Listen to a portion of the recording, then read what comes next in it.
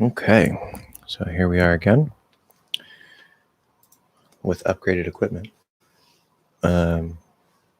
So we are here every week. For those of you who are new or watching the replay, every week on Thursday around this time, 11:30 California time, 11:30 in the morning. So we'll wait for some questions. I see we have a new supporter, Wendell. Thank you very, very much for becoming a channel supporter. If you would like to support the channel, of course, make sure that you go and click the join button, which should be under this video, and you can directly support the English Hacks channel. So let me bring up some recent comments until we get people in here. I don't know why I don't bring this up before I start the stream. I never think about it, but that's okay. So recently, excuse me, I just ate. We had one question from Grace. Comment on the lesson about all other major linking rules that I did a little while ago. And she was asking about it's Sven. So Sven is a name. I think it's a Swedish name. For all of you PewDiePie fans out there, you know who Sven is. But the pronunciation here with the S, right? Do we hold this S to make it slightly longer? And the answer is yes. Now, the only trick here, remember the TS combination, there is no actual T. It's an illusion. But you start in that T position and you push the S through that. And so when you start your S, you do want to do that sort of special S that starts from the T position, but then you just hold it, right? So it's Sven, it's Sven, it's Sven. And it's just a little bit longer. That's all. Just it's Sven, it's Sven. Okay. So that is that. Still waiting for other questions. I see we have some people watching. So let me know if you have any questions or comments. You can say hi. That's always fine. Let's see here. What else?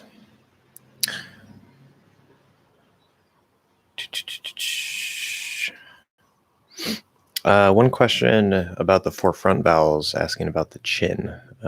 Like, does the chin push out when we're going from when we're doing like I or eh? And that can happen incidentally. Like there could be a very little tiny bit of pushing your chin out, but it's not required to make those sounds. It's more the jaw is opening. And it's really much more importantly for all the vowel sounds, it's really about the tension, like where you're placing the tension on your tongue. That's why we say a vowel sound is placed on the front of the tongue, the middle of the tongue, or the back of the tongue, because you'll feel a tension or tightness in that part of your tongue. And that is much more important than the height. I talked about that last week. And I'm actually making a lesson, a master class for all the basic vowel sounds in one lesson. I'm giving you guys lots of extra tips and tricks, some things that I didn't mention in the main lessons because I either forgot or I wasn't aware of them at that time. Mehmet Sefa Solia, Soile, I don't know how to say that, sorry. But yes, welcome. Hi, how are you? I hope everything is good. But I'll show you guys a magic trick, right? An English magic trick that will probably blow your mind. I'm going to go ahead and say every single basic vowel sound. Okay, so not the diphthongs, but the individual vowel sounds. I'm going to say every single one of them without opening my mouth. Okay, it's going to be a little open. Obviously, we need some space, but I'm not going to open it for like more than how it is. Hello, Jose. How are you? Oh yeah, I still have to respond to your video too. I have that open in a tab. I'm going to get to that. Actually, we could talk about that today. That would be perfect. But I'll show you this magic trick. All right, ready? So we're going to go through all the basic vowels without my jaw moving. Maybe a tiny bit, but not really. Okay. e, e, a, u, o, o. Okay, o, that last one's a half L vowel sound, the dark L. And so you saw, right, I was holding my fingers there. You saw maybe a little bit of motion. My lips sort of rounded a bit for oo and o. But this just helps demonstrate that the most important part of making these vowel sounds is feeling that tenseness and also having the right shape for the vowels. The height can be important, especially for emphasis or, in a stress syllable, we're more likely to open a bit more, especially for ah, whatever. But the most important thing is the shape and where the tension is. Okay, not the height. It's not the biggest factor. So anyway, you pronounced better than me. Wow, okay, awesome, cool. I guess that's a win. Thank you for asking. I'm good. Very good. Good to hear it. So since Jose is here,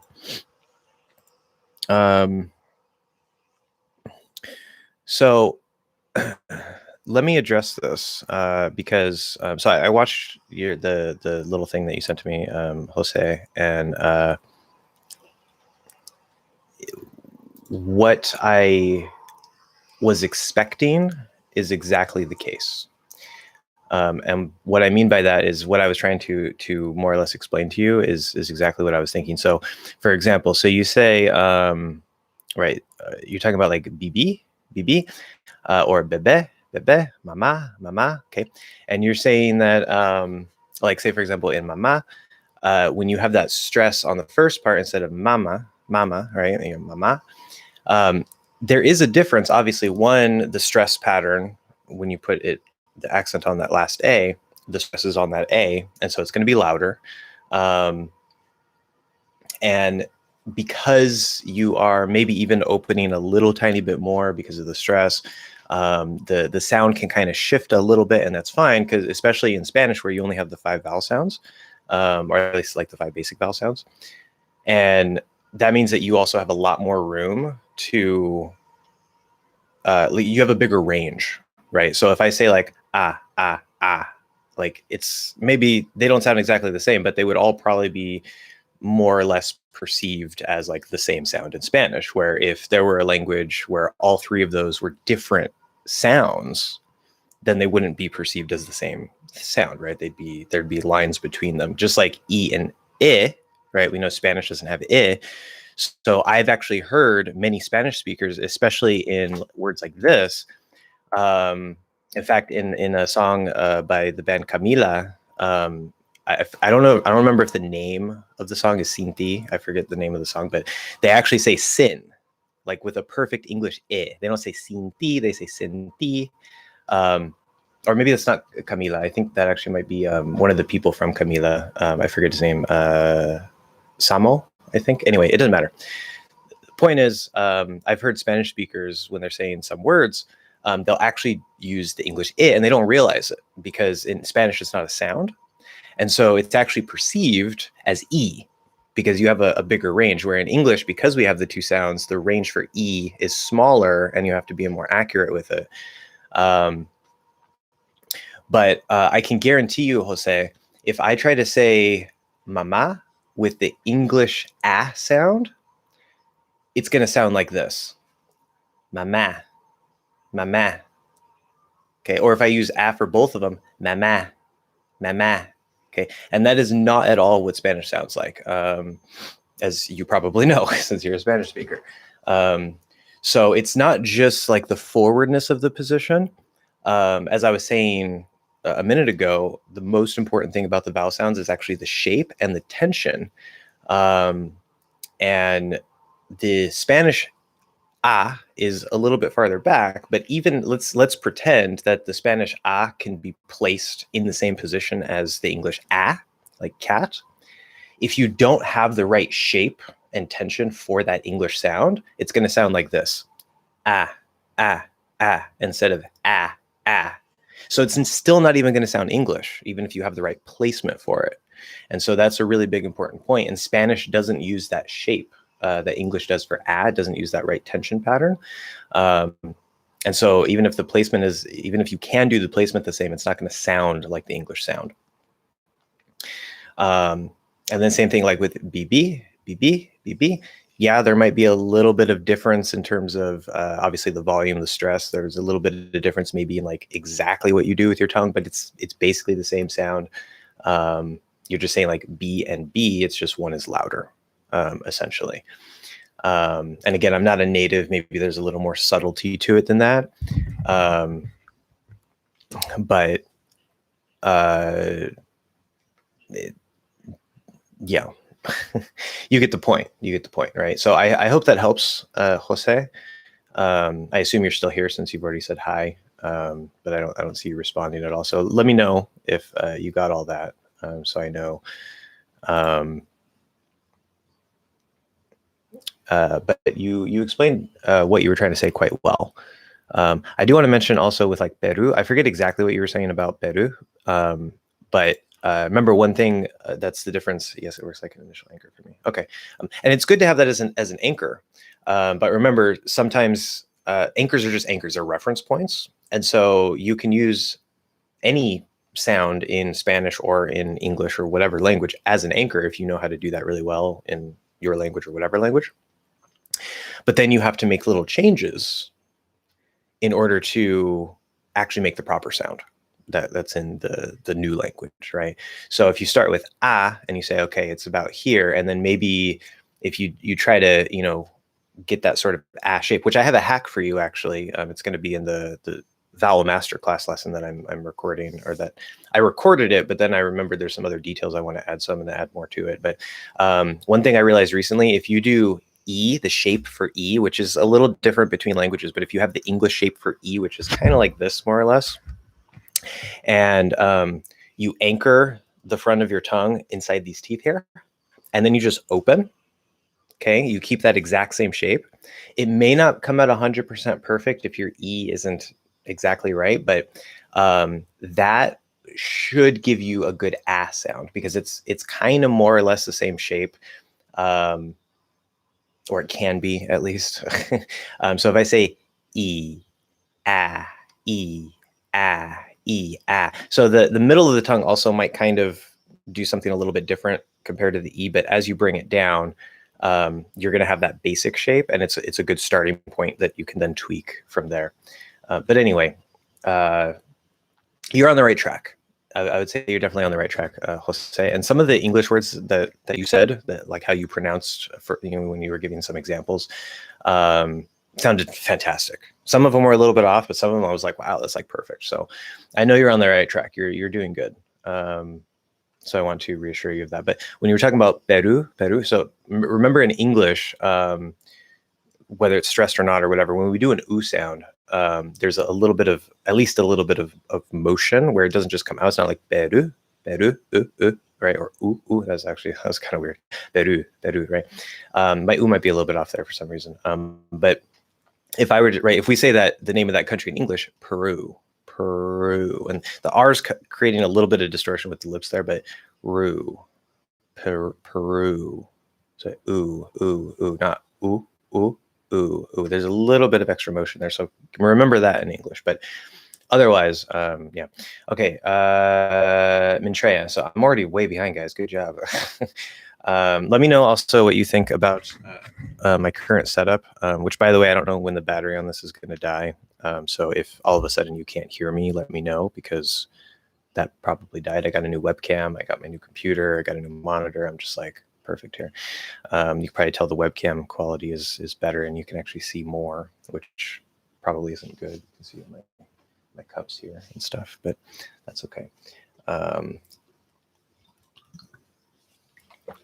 yes, I bought a soda. I very rarely drink these anymore, but I was at the store earlier and I was like, you know what? I'm going to get one of those. So usually I'm drinking chocolate almond milk these days, or water. So anyway, Mintreya A, or or something. I don't know, Mintreya. Thank you. Welcome to the chat here. Thanks for all the lessons. You're very welcome. It's really amazing, and I learned a lot. Not slot, this is obviously a typo. I learned a lot from your channel. Good. I have a question about ing sound. We don't pronounce g sound, but what about s sound after ing? sound, for example, things. Okay, good question. Fantastic question. All right. So remember, as I talked about in the main lesson, for those of you who aren't aware, maybe haven't seen that, the NG, right?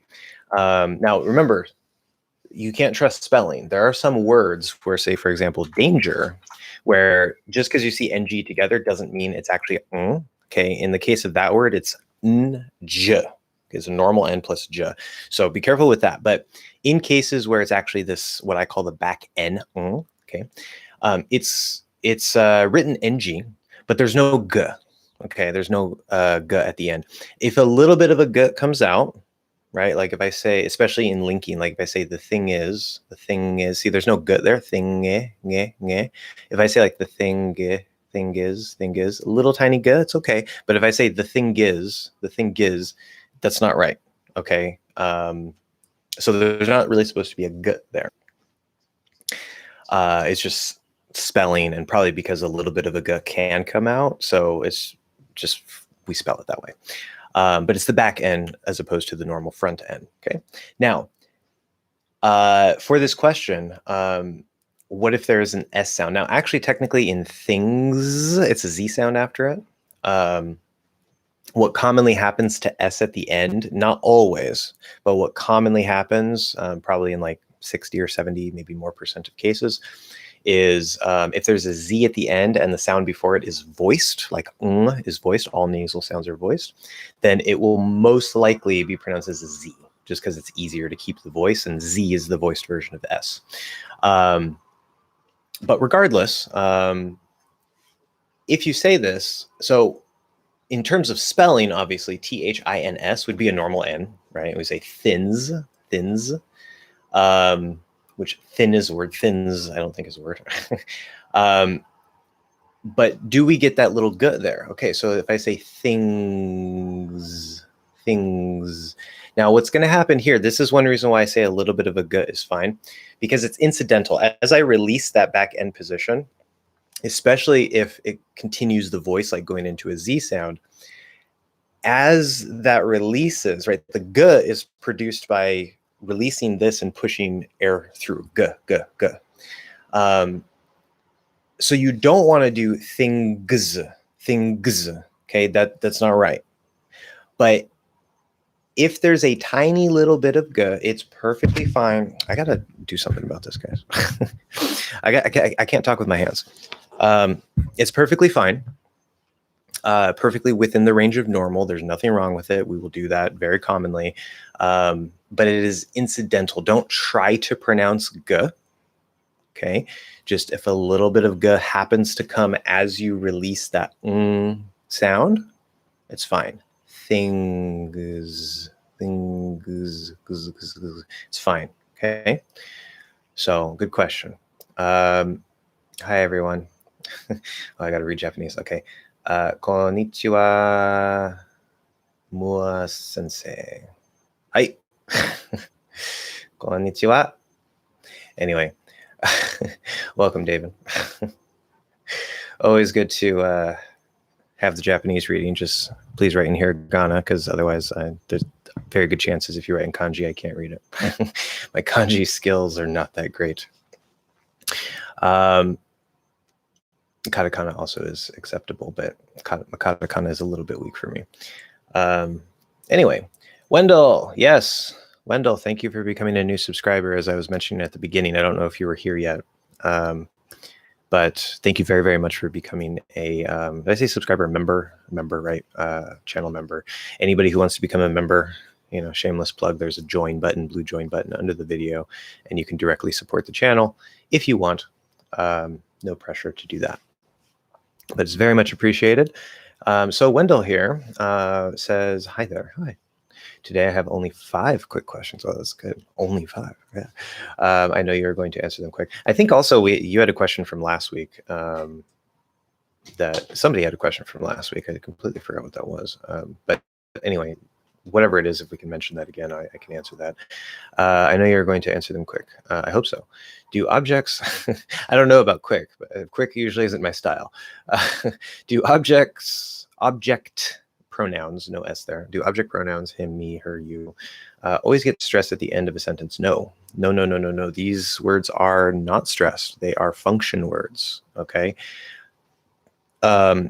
Because you can always give stress to a particular word if you have a special reason to do so, right? So if I want to emphasize, like, no, don't give it to me, give it to him, right? I can stress it. I can give it that special emphasis. But if I say, give it to me, give it to me, give it to me, okay? Depending on what you're saying, you might hear a little bit of a bump. But like, okay, I'll give it to you. I'll give it to you, to you, to you, to you. It's not I'll give it to you, right? I'll give it to you. So I would say that they are by default always unstressed at the end of a sentence. Now, if you can give some specific examples, not just example sentences, but also like in a particular context, we can maybe explore that. But as I said, if you have a special reason to emphasize one of those words, that's always possible. Otherwise, they should be unstressed by default. Why is the symbol or spelling refers to the a sound or the a sound for some teachers and to that is a good question. And I think the main answer to that is because we have a horrible spelling system. And so when we try to create a phonetic spelling to represent a particular sound, you get different results from different people. So my method is consistent within itself. So there's a link in the description if you don't know to the English Hacks phonetic transcription method. And when I use it, will always refer to this sound, like like in cat. And then AW always refers to the merged ah sound. But I can tell you this, right? So when we think of the sound and we think, okay, how would we try to spell this phonetically? And I won't go into all the very different reasons of why like AH usually represents and AW usually represents silent W, silent H. But we put A because if we just write the letter A by itself, we're like, okay, is that supposed to be read as A? Because like the name is A, even though it's just a letter. A is a diphthong. It's a completely different sound.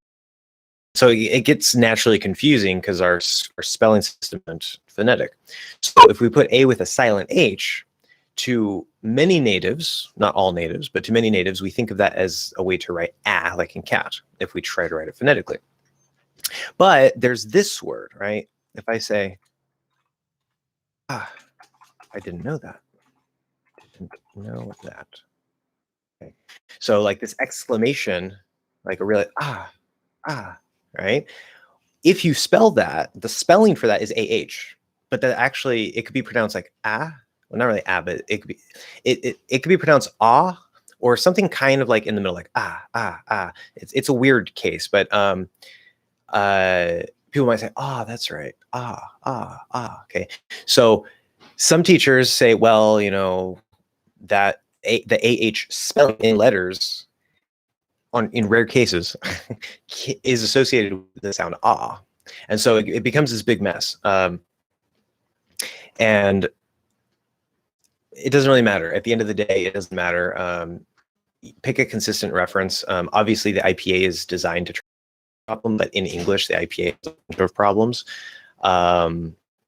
so it kind of doesn't out the best. Could still be used well as sort of a basic reference, especially when you're trying to like language has compared to English. But a lot of problems with the IPA in English. I don't recommend it, which is why I created my phonetic method.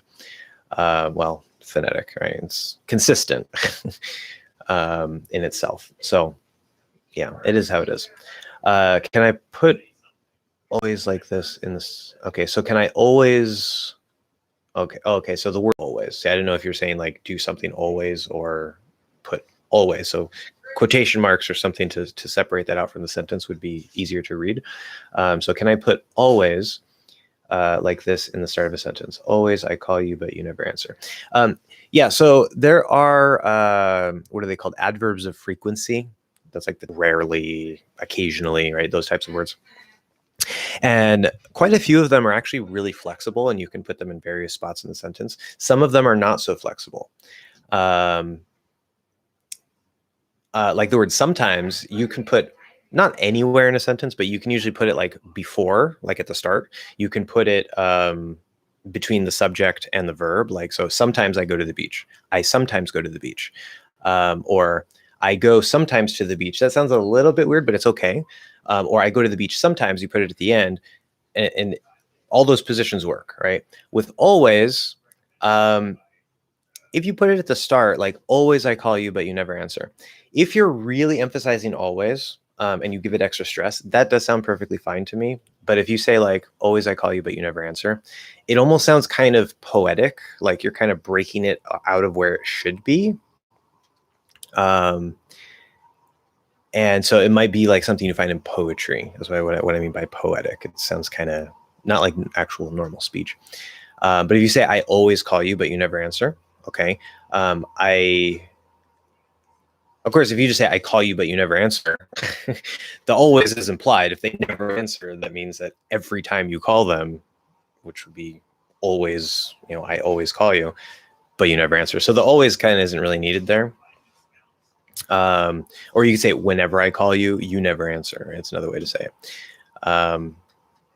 So it kind of depends on the word. I think always, maybe I'm wrong. I think always doesn't usually go at the beginning, but it'll usually go between the subject and the verb. I always do something. That's like the default placement for it. So is it possible to say, did you say the word? Yes, I said it to you. Okay, did you say the word? Yes.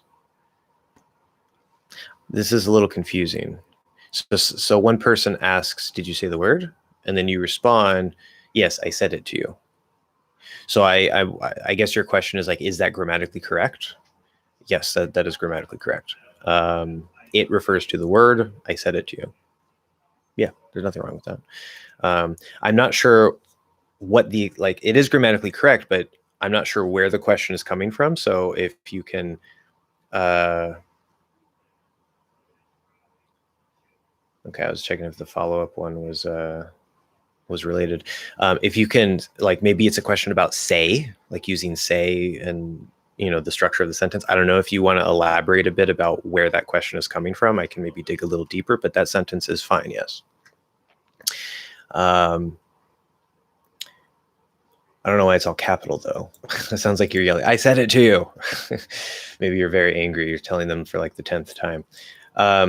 Okay, can you use the main, basic, or normal and common meaning of the following adverbs or prepositions in this phrasal verb? I took it out on her. I'm not sure what the question means. But what I will say, so to take something out on someone, to take out is the phrasal verb. Technically, you can look at it as a two-part phrasal verb. Take something out on someone, and it goes together. Because there are two, sometimes even three-part phrasal verbs. I find it more useful to, if that works for you and you prefer to look at it as like a two-part phrasal verb that goes together, that's one way to look at it, no problem. I find it more useful personally, and to break it down. So like take out, which has many different meanings. But this specific meaning, right, is take out, that's the phrasal verb. And then on is just the connector that links the phrasal verb take out to whatever is being taken out, right, the object. So two ways to look at it. But I'm not sure what you mean by that. Can you use the main, basic, or normal? Because technically on, that would be just the normal meaning of on, because we know the logic of on is always a positive state or active state. And sometimes, usually also a surface or a platform. And one of the ways that we can use that core idea on the surface is to put some sort of weight on something. So to depend on someone or to count on someone, we know that you're putting a weight on them to support you or to do this thing to help you, whatever it is. And so when we take something out on someone, the reason we use on to link take out and the person is because we're applying that weight, right? Because what this means, for those of you who don't know, say I'm very angry about something because maybe I had a bad day, and then my friend says, "Oh, hey, how was your day?" And I just like start saying, "Oh, you're a horrible person. I hate you," whatever. So all this anger that I have that's not her fault, I'm just like throwing it onto her, right? So it's all this like negative way, all this stress I'm like pushing onto her, and so I'm taking it out onto her. And that's why we would use on in that case, which would be a basic use of on the surface. For out, take and out work together here. So obviously the logic of out still works, which I won't go into here because out is very abstract and a bit complicated, because of how simple it is. It actually makes it very complicated. But they work together as a unit. So in terms of like a basic meaning of out, like without any, without the combination with take, I wouldn't really worry about that. They work as a unit. So I hope that answers your question, especially about on. If not, you can clarify and we'll come back. See, that wasn't very quick. I didn't time it, but I'm sure that took me probably at least like 10 minutes. You are very well prepared, Wendell. Yes, Wendell is very well prepared. Very good. Good job, Wendell. Jose, okay, I already got that one. Steve, welcome, Steve. What does out here mean here? 24K golden, out here getting $175 for a feature. I've been seeing some contexts where out here and over here, maybe also out there and over there, sound STNG. I guess strange? Is that a reduction spelling for strange? Because I've never seen that before. Generation Z and your craziness. Anyway, out here. I'm actually, this is something that like I've heard this too, like in some songs and whatever. It's one of those things where like I kind of just try to get from the context. I actually don't really know, like 100% for sure, but to me it seems pretty clear, right? Because it says like out here getting $175 for a feature. So I guess out here it's like, out. I guess the here would depend on the exact context, but here we're talking about money, getting money for a feature, which I'm actually not sure what a feature is in this context. I don't listen to a lot of hip hop and stuff, but I would assume it's like out doing some sort of work, right? Because if somebody's working, right, you're away from home, so you're like out to work. And there's a lot of noise outside. Let me know if that's causing any problem with the audio here. I really hate that, but because I can close my window, but it's going to get very hot in here. So just let me know. What was I saying? Yeah. So, and then if somebody's at work, right, and say they go on a lunch break, right, and they put a sign in the window, it might say out to lunch. It's a common phrase. And so it's like, instead of being at work, they, went out from working, they're on break and they're getting lunch, or they're eating lunch. So I would assume it's like that. It's like out wherever you are doing this thing. Yeah. It very, very context specific. Without a context, it wouldn't really mean anything. So yeah. Chameleon Chen, welcome. I think I might have seen you before. I'm not sure. I don't remember. Sorry. I remember the regulars usually because they comment a lot. But if this is your first time here, welcome. If not, I apologize for not remembering you. But yes, welcome to the chat. How do you link disapprove of it like that? Take advantage of it like that, and with the help of it like that. Good question. So we have this of it at the end. There's a couple ways that we could do this. So if we have disapprove, okay, let's think about this. Now, we know of is kind of special because commonly, not all the time, commonly we can drop that V sound, right? It's the schwa sound plus the. It's not an F, okay? Common mistake is to say like off, which is a different word. It's OFF, or av, which is not ah. So that's the first point. Make sure we have the sounds right. But we know that very commonly the V sound at the end can kind of disappear. It won't always do that. If there's a link like it is here with of it, we're probably going to keep it and link it into the next word because it's just very easy to do. So if we have disapprove of, okay, we have the of, disapprove of. Just now I say it clearly, if I enunciate it very clearly, disapprove of, prove of it. So prove of it, of it. It sounds kind of weird, but it's perfectly normal. Like there's nothing wrong with it. That's how we would say it. When you isolate it and kind of think about it, it's like, that's a little weird, but no, there's nothing wrong with it. Disapprove of it. Now you could say disapprove it. See here, I don't really want to drop the V on of, disapprove of it. It's like, we really want that V to link to that vowel sound because it's very smooth. But disapprove of it. One thing that you can do is make that schwa and of like either super, super tiny or basically gone and just repeat the V. So like disapprove of it. Prove the you're just like doing the disapprove of it, and that would be like sort of a not a clearly enunciated way, but especially in faster speech or even in normal speech, you'll hear that. It just makes it a little faster and easier to say. Don't do a long V. We don't want to disapprove of it. That's not right. You have to hit that V again. Same thing with take advantage of it. It's going to sound exactly the same, except instead of uvav, we're going to say advantage. So nijiv. Okay, advantage of. That's if you sort of drop that schwa or make it super, super tiny. If you enunciate it a little bit more, make it a little clearer. Advantage, nijiv, advantage of. Notice I'm dropping the T in NT plus vowel because that usually also works inside of a word, not always, but usually. It's a linking rule. And I'm using the I sound in that last syllable, like it. So nidge, advantage of it. And then the last one, with the help of it. So now we're going from a P to of. So if we say that nice and clearly, help of it. Here, let's see, help of it.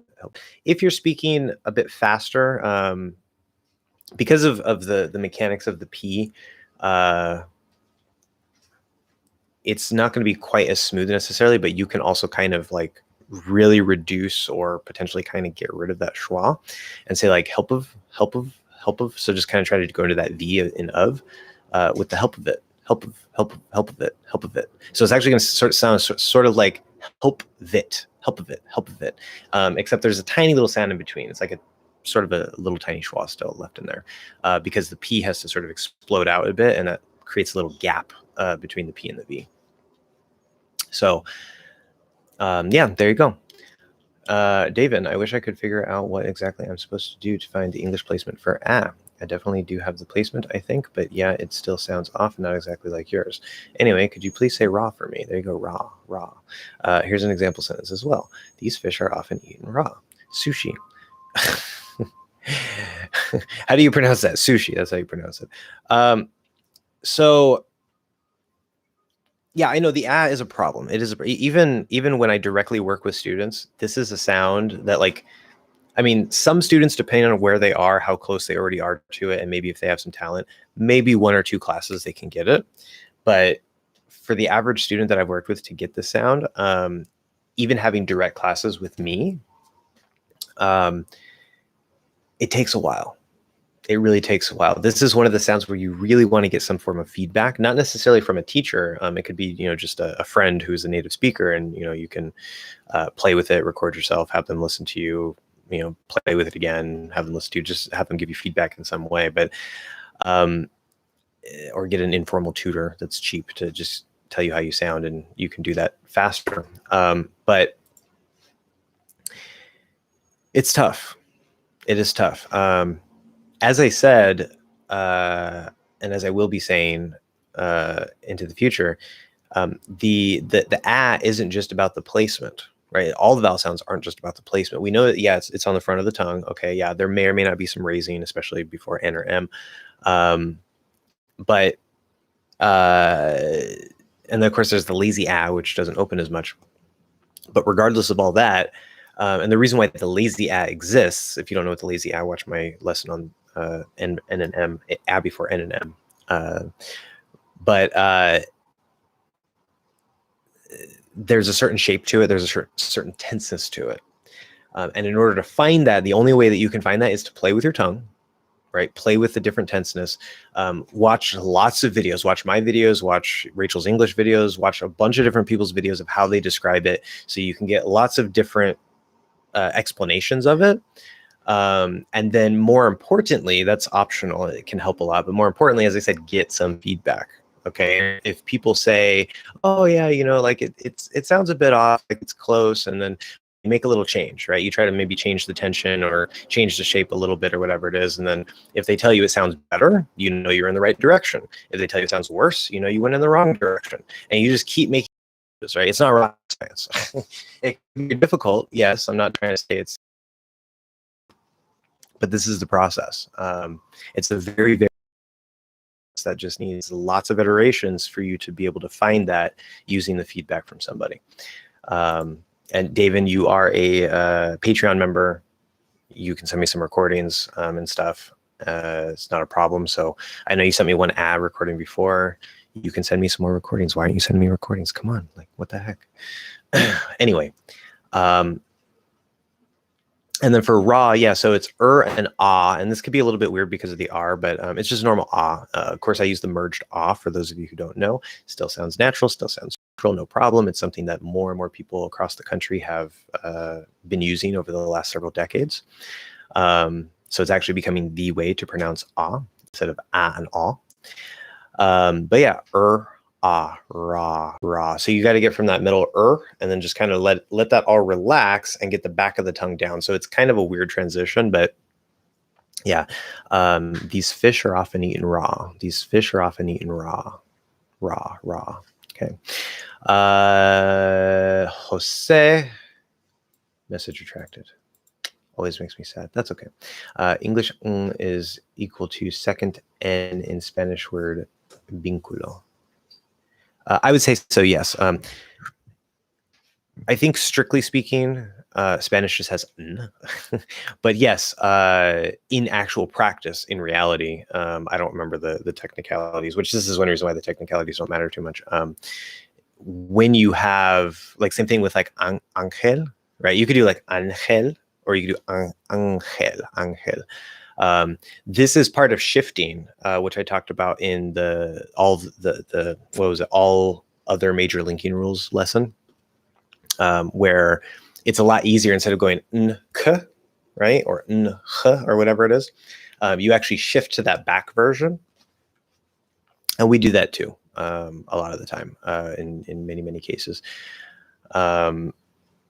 Like if I say in, which is a normal N, and then the next word is, I don't know, going, right? In going, meaning like in the process of going somewhere.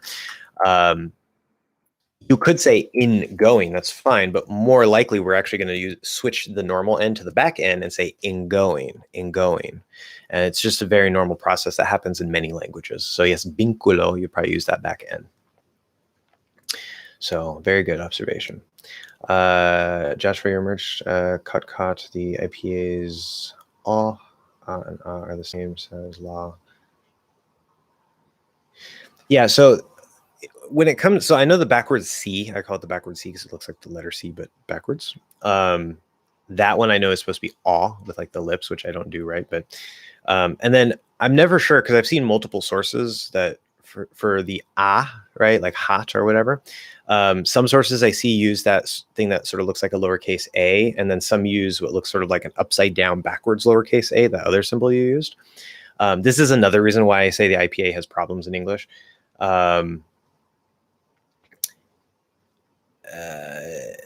So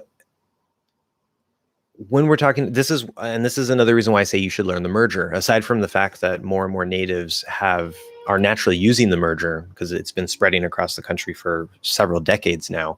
I know people in the Midwest. I lived in Missouri for 2 years when I was a kid, and like pretty much everybody, I wasn't conscious of it at the time, but I pretty much everybody was using the merger. And maybe I didn't quite hear it sometimes. There are, of course, people that had a bit of an accent because it's in the middle of the country, and some people do have a little bit of an accent, even though they'll tell you that they don't. But I do know from personal experience that like people, at least they sounded the same to me. But this isn't just my experience. This is actually something that researchers have noted. It's moving across the country. Anytime for American English, anytime if you go to the dictionary and you see either that backwards C symbol, that sort of lowercase a symbol, or that backwards upside down lowercase a symbol, any of these three symbols that you just used here, they all would just be ah. Okay, makes it so much easier for you. It's perfectly natural. It's perfectly neutral sounding. It's how I speak. It's how many people in the country, I would even probably say at this point, at least half, if not more than that, of the country naturally speak that way. And yes, sometimes when we're speaking words that use ah or words that use ah, occasionally without realizing it, we will slip back into one of those. Like I noticed recording my videos, now that I can hear it better, I notice sometimes when I say on, right? And I don't notice it when I'm saying it, but when I'm listening to myself in the recording, I'm like, oh, I used the ah, right? And that's incidental. That's perfectly fine. I can say on without doing that, and it still sounds perfectly fine. So my advice, right? If you want to speak that way, if you want to use the unmerged vowel sounds, or if that's how you already learned before, no problem. There are plenty of Americans who use the unmerged sounds and just go with it. But you won't sound more neutral. You won't sound more natural. The only thing that you get is you have to, depending on what word it is, you have to use one of those different sounds, where in the way that I speak and the way that many people speak with the merger, all of those words just use one sound, ah. Okay, so it's just a lot easier. So yes, la, lot, father, they all use the same sound. And depending on what's before and after it, yes, you might get a tiny little bit of the exact sound, but that's natural and happens with all sounds. It can be a little more noticeable with ah, just because it's so open and so far in the back. So like if I say la, or I say fa, la, fa, right? If I isolate it, I can do it like exactly the same. But if I'm speaking, I say la, fa, la, like la, father, father, father. As I go back up into that th, maybe if you listen closely, the exact quality of the ah might seem very slightly different if you have good enough ears. It doesn't matter. It's not a different sound. It's still within the range of the ah sound. So you don't have to worry about it. Is there an easier, welcome Finn, is there an easier way to pronounce TST in its time? It depends on how you're trying to say it. And I see Shazia here also. Yes, hi. Welcome to the live stream. To answer this question, I say it depends on how you're trying to say it, because it's actually not that difficult in the first place. But if you're trying to pronounce it a particular way that is not right, it's going to be difficult. So if you're trying to say like it's time, where you're saying that first T, then yeah, that's very difficult. And we don't say that. Remember, as I said before, the TS, I even said this at the beginning of this live stream, but you probably weren't here. The TS, there is no T. Okay, it's spelled with a T. The T is an illusion. There is no T. Same thing with the D and Z. Or if it's D spelled with an S and it's actually a Z sound, doesn't matter. It's just spelling. T, S, and D, Z. Okay, these are going to be ts and z, ts and z. So the T or D there is an illusion, because if it weren't an illusion, then we would say ts. It is a time. It is a time, right? And that's not how we speak. This is sort of, you can think of it like a special S, okay? It's where, yes, we do go in the T position. We start from the T position, but we don't release a T sound, okay? We just push the S through that position. And it's actually the same with the N, right? If I say, let's see, what's a good example here? If I say in speaking, right? Like in the process of speaking, in speaking, in speaking, okay, you'll still get, it may not be 100% exactly the same depending on how you flow, but you can still get that sort of illusionary T, just like in its time. They can sound exactly the same and it doesn't matter. So there's actually no T there. So what you're doing is you start in the T, you push the S through that, and then you close into the T and release it for time. So you're basically doing S and T. It's just you have to start the S in a closed position. That's the only thing that's special. So instead of saying it's time with no T at all, you close into that T position and just push the S through. It's time. It's time. It's time. And that's just how we say it. There's, as far as I know, there's no other way to say it. There's no easier or hard way to say it. That's just how we say it.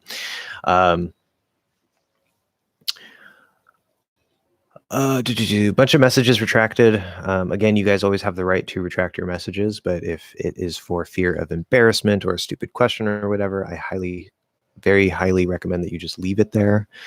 There's no stupid questions or anything like that, but always your choice.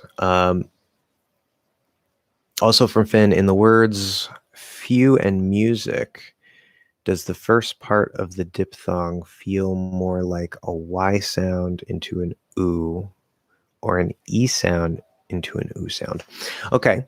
So few and music. Yeah. So these are examples of the words that have like a little Y between the sound before it and the OO,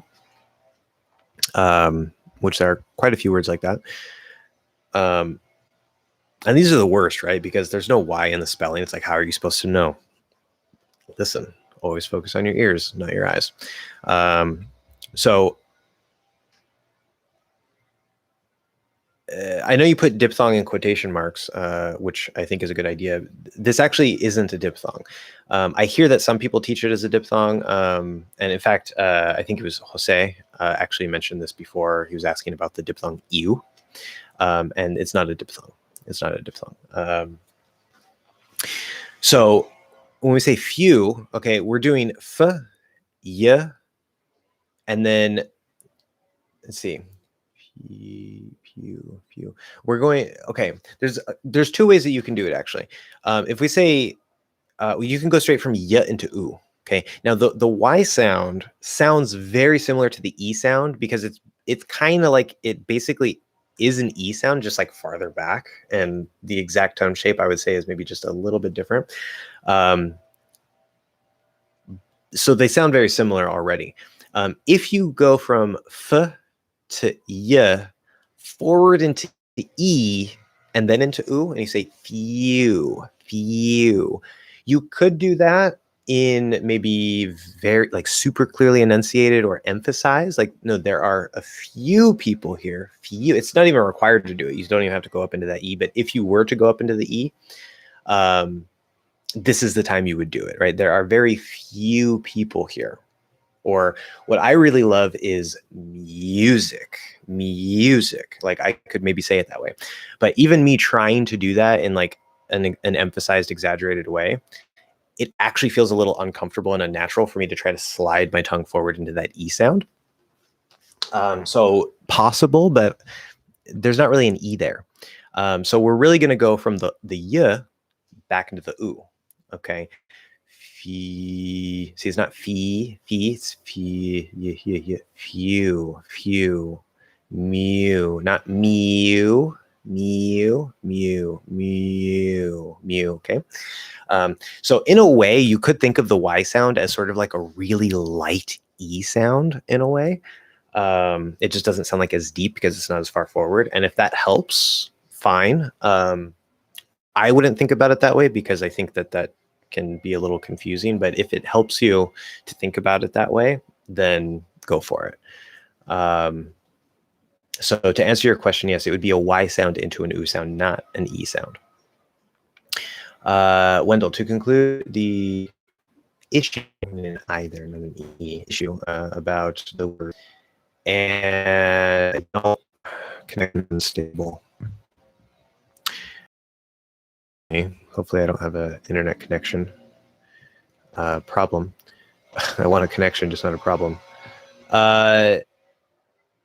He doesn't give any examples of ta or da. Why is he saying ta and da are possible? Yeah, I know that was Coach Shane, right? So let me look that up again. Because that's what you said last time, right? Coach, let me go YouTube.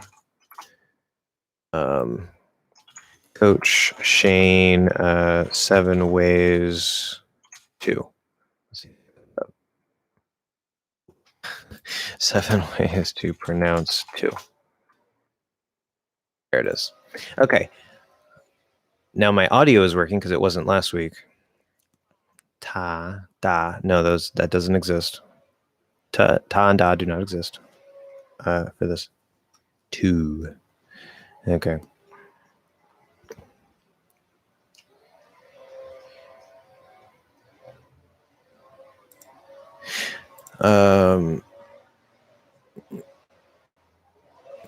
Yeah, talk about dropping the T. Okay. Okay. God, that is so loud outside. Definitely let me know if you guys are having any problems hearing me. They will pass soon, I assure you. But that is very annoying. Yeah. So now you said he doesn't give any examples for ta and da. Or sorry, not ta and da. I guess it's ta and da or ta and da. I don't know, whatever. Ta and da is. I think that's what he said. The point is, they don't exist. I don't know why he would put that, especially if he's not actually showing you, like giving you any examples where he would say it that way. So I'm not going to sit and listen through the whole video to try to hear him say it that way if you say that he doesn't give any examples of that. But I'm completely baffled why he would say TAH like ta and da or ta and da or whatever, however he says that it exists. I'm really surprised that he's even saying that because it doesn't exist. Like I think he's Canadian. I've seen him before. I don't know, maybe he's American, but maybe wherever he's from, some people may sometimes say it that way, but I can guarantee you in general American English that doesn't exist for the word to. Maybe in some weird, really strange, weird cases, but I can't think of any cases like that. It would be very, very weird. As I said last time, the t and duh, that would be sort of like a clear schwa way to say it, which I would actually write as the upside down V because it's basically the same sound. And then this sort of t, duh, where it's just like the basic sound, that's sort of just like the extreme of getting that schwa like super, super, super tiny to where it's like pretty much gone.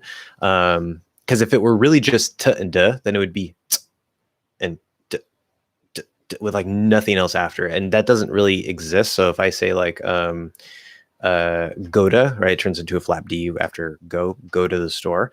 If it would be like go to the store, go to it's not clear. Like we're gonna say go to. If I say pass to Tom, so I say clearly pass to Tom, pass to. If I try to just make it a T, pass to Tom, it's like, I don't think that's an accurate way to describe this. It's just like a really small schwa. We still need a little bit of a sound there. Otherwise, it's going to be weird. So almost this entire video, I would say is no good, in my opinion. Like I wouldn't teach it this way. That's just my opinion of that. But as I said before, right, to is the fully enunciated way to say the word, and sometimes we'll do that. Usually we will reduce to ta. There is actually, and that ta could be clearly pronounced, or it could maybe be like super, super small and reduced, right, where it's just like t, where it kind of is basically a T, or maybe a D if it's flapping. Or it has to be a flap D, not duh. It would be like go to. Well, actually, I guess there's some other times where it could be where it wants to flap. We don't have to worry about all the things there, but it could be a D sound. If it's just like a t, d without really a schwa, there's still a tiny, tiny little schwa there. That's what I would say. So there is one other way that I would say that you can say this, and that would actually be to use the sound that I call the high schwa, like in book, the sound like book. And that's because something I realized, I'm going to have this in the vowel masterclass lesson that I'm making.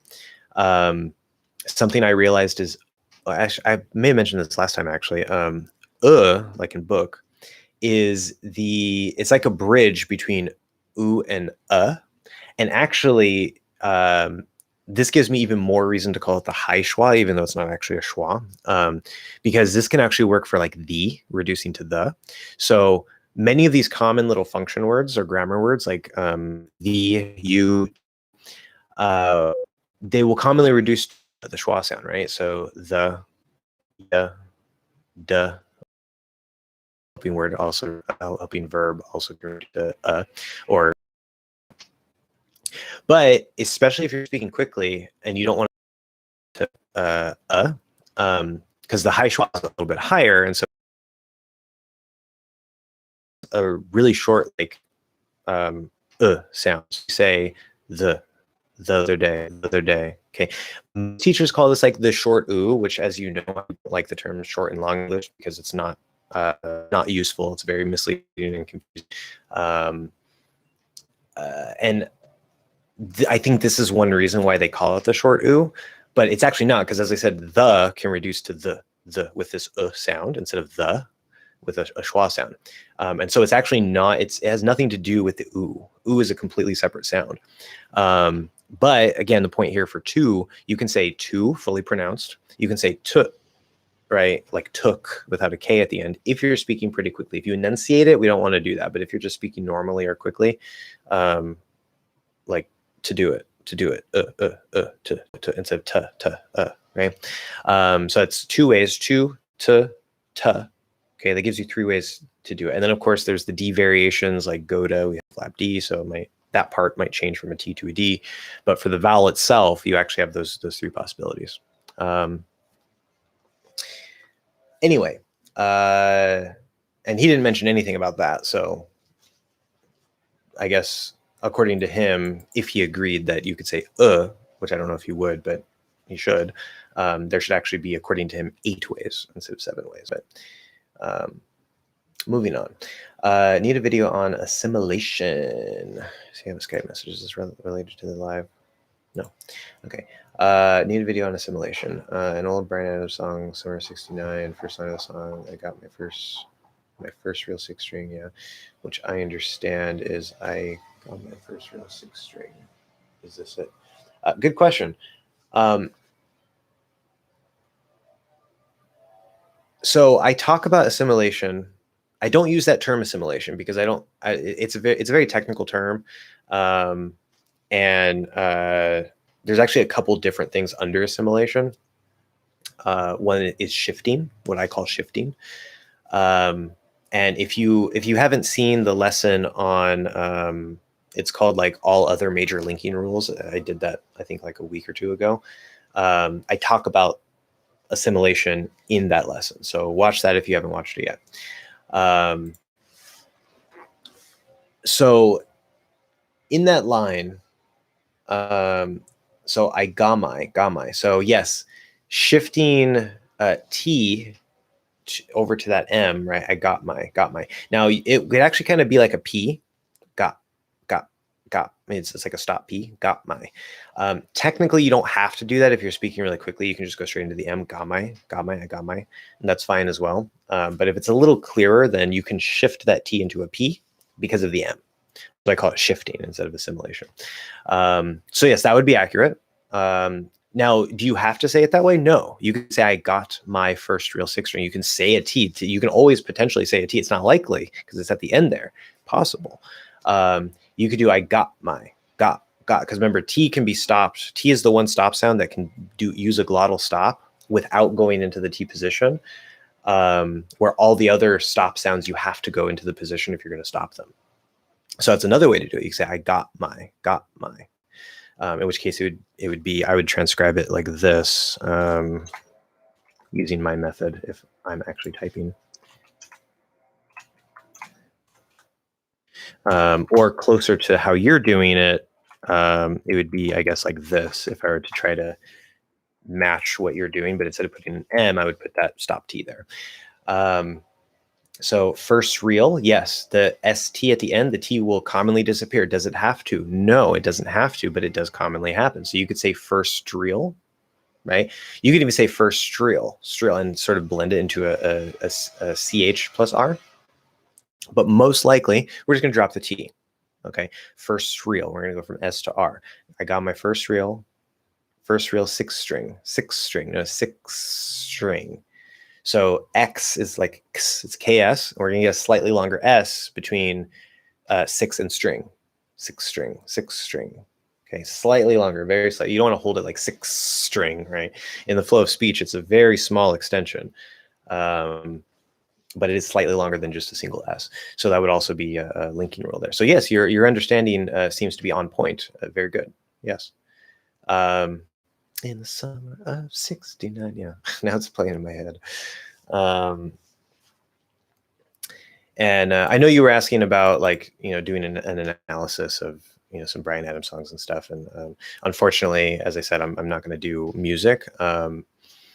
If I find something useful, like maybe a particular lyrics line that is like really good to show like a lot of rules, or to show like a particular rule that that I think is really useful or something, then I may use maybe like some lyrics that like come from a song. But in terms of like actually like using the music and all this stuff, too many potential copyright issues. Not going to even try to touch that. But if you have asked questions like this in the lives, this is a good place to get your questions answered. So yeah, you're on track with that. Good. And again, as I said before, there are some people who think pronunciation is a really good, or pronunciation, music is a really good source of pronunciation learning, and I think it can be. There are people like Idausa Ness who talk a lot about this. He's a polyglot. He's really big on like using music and mastering pronunciation and this and that. He has his own method for that. And then I think Susanna Zarysky or something, she talks a lot about, she's another polyglot that talks a lot about using music in language learning. I don't know if it's specifically for pronunciation, but she talks about that as well. And I do think music is fantastic for vocabulary, fantastic for grammar. Maybe if you're listening to like hip hop and rap, it's not the best for grammar because there's actually a lot of, compared to general American English, there's going to be a lot of like broken grammar in there a lot of the time. But regardless of that, in terms of pronunciation, I personally don't think that music is the best source, because there's all kinds of weird things that can happen in music. It's still largely based on obviously the way we speak, and many things are going to be the same. But me, when I was trying to use music to learn Spanish, and I had a bunch of questions about the pronunciation, and I was getting like, I had two language exchange partners, and I would ask them both the same question about what's going on in this song, and like had them listen to it, and I got two different answers sometimes. And so maybe it's just based on my experience, but I don't think it's a good source of pronunciation training. Just because there's so many little things that could go wrong or be weird. But anyway, Wendell, do you have any idea what are these two pronunciations about? Any examples? Okay, so do you have any idea what these two pronunciations are about? Remember, what are would be the question. But here, this clause would be a statement form. Like, do you have any idea? That's the question. What these two pronunciations are about. That's actually, it needs to be in statement form, which I know can be confusing, but I'm not sure what you mean here. Maybe I've already addressed that because it took me a while to kind of get here. But yeah, I talked about to in faster speech, to. So yeah, I don't know. If you still have a question about that, just put it again and I'll come back to it. I have some more random words. Okay. So oregano. Now you can say oregano, you can say or. It will commonly reduce to . It's just the easiest way to do it. You can actually just not even do an vowel, which is a little bit longer. You do an consonant, like oregano, in fast speech. But yeah, usually oregano. Cilantro. Some people say cilantro, which I think sounds weird, but it's another way to say it. I think that's kind of a regional thing. Like between the two, some people say some people say but cilantro. This one is not a particularly common spice. I think I've heard it most commonly pronounced tarragon. So it's be it tarragon, or well, air with the R colored third vowel. You can R color A if you want, but it's not necessarily tarragon, either way. Some people maybe say tarragon or tarragon, maybe. I don't know, but I would say tarragon. Saffron. I don't know how else somebody would say that. Saffron. So it's saffron. And that second one is like on saffron. Star anise. I don't know if that's supposed to be pronounced any different. That's just the way I pronounce it. I'm not sure if I've ever heard anybody say it, but when I see that word, I want to say anise. Maybe it's anisi, but I would say star anise. Cardamom, cardamom. And if you're speaking really fast, you can say like cardamom, cardamom, where you kind of stop that D and just go to the M. Cardamom. This one has, it's actually debated among natives. And I actually think a lot of natives aren't sure how to say it. Like I was listening to a podcast, the Physicians Committee. It's a very, very fantastic podcast for health and nutrition. And they talk a lot about whole food, plant-based eating. But there was a doctor, one of the big doctors on that podcast, and he wasn't even sure how to say. He's like turmeric or turmeric or whatever. So it's one that a lot of natives I think don't know exactly how to say. But some people say turmeric. It's like turmeric. Some people say turmeric, so it's turmeric. I think some people might say it. See, like turmeric. Maybe some people try to say it that way. It sounds kind of weird to me. So I'd say either two, where you kind of just erase the R. I would assume that's like not the right way to say it, because why is there the R there? But then again, it's English. I like to say turmeric. Like that's how I like to pronounce it. But many people will also say turmeric. So coriander. So it's coriander. You want to say the or there because it's stressed coriander, not coriander. And Celadon, like the Celadon City Gym. Put a thumbs up if you like. I don't know if you can do a thumbs up. Put a smiley face if you get the reference. Celadon City Gym. Gonna go get my badge from Erica. Anyway, Gen Zers probably wouldn't know. Yeah, Celadon. By the way, where would the primary stress be in? Okay, good question. So in the first word, it'd be debug. Debug. You say D, that's fine, but it usually reduces because it's not the stress syllable. Debug. In debug mode. So it'd probably be still on bug. If I try to say it the other way, like it's in debug mode. It's in debug mode. It's in debug mode. It's in debug mode. I guess it could kind of work either way, but putting the stress on mode higher than bug, it seems a little bit weird to me. So yeah, I would just still keep it in bug, or on bug. Finn, why does the ng in song feel different than the one in thing? Probably because of where you're coming from. It's the same sound. I can assure you it's the same sound. Although in thing, if it's thing, as in the word thing itself, you have to go back here. If it's the compounds like something, nothing, everything, anything, you can actually do the regular N on thing. Or you can do the back end, it doesn't matter. But for thing itself, we do have to go in the back. So what I would assume the reason why it feels different is because when you're going from thing, so this could be E or I, it doesn't matter. I naturally gravitate towards E. I think that's a Western thing, but it sounds almost exactly the same as I. When I'm a little late, speaking a little more lazily, I've noticed that I'll kind of drop into I, and it doesn't really matter. But regardless, we're kind of up here in the front, E or I, and then you're going to ng. So your mouth is already a lot more closed. You're going from the front all the way to the back, ing or ing, ing, ing. And so the tongue itself kind of just like moves a little bit, and the mouth itself, it doesn't really move that much. But when you go song, ong, song. I would also point out that just like I talked about in the a plus nm lesson, where with a, when we have that n or m coming, the vellum loosens before all vowels. Okay, when we're going from to n or m, and probably even I would say the in the back, because it's also a nasal sound. And we tend to hear a tiny little bit of that nasal with a before n or m, and that causes a distortion in the sound, but it's still a, right? Here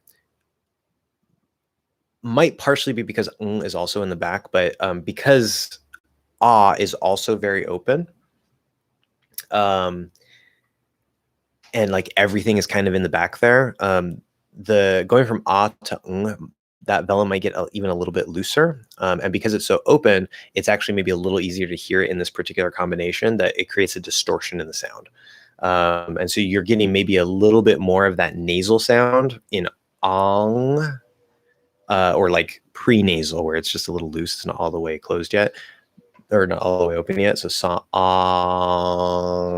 instead of ing. See, we start to get a little bit of that nasal after I leave that sound. You can hear it ing, thing, thing. Could even be at the start, but at least partway through, we're going to start getting a little bit of that nasal opening. But in ong, it's just more open. I think that's probably why. I hope that makes sense. I was kind of talking in circles there, but it's just distortion based on what's before it and how the mechanics of the mouth are working. It's the same sound. There's my TS. That was a while ago. I'm so glad you're so cognizant and perceptive of the cot merger. What you're describing, people going back and forth between pronouncing the vowels the same. Yes. And then out of the blue, doing one of the unmerged sounds was the biggest... yes, mind F of my entire English learning career. Yeah, I don't want to jump over a bunch of people here, so I'll come back to the remainder of that. But yeah, it happens. Tony B. What's up, Tony B? How's it going? Welcome to the chat. In America, fanny means your bum. Yes, your butt. Bum, I guess, is a little bit nicer way to say it, but I just say your butt. Yeah. In England, fanny means your... What the heck is a minge? I don't even know what that is. I have a feeling it's probably not going to be something good, especially since I just said it out loud.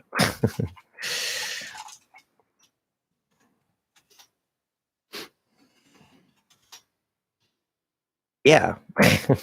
That's kind of what I thought it was, because I saw it like around, it was like a short, I think it was originally on TikTok, but they pushed it on YouTube, and there was some sort of like language thing where they were like getting somebody to say this word or something, and I had a feeling that it was something not good. So yeah, okay, so we don't use that word.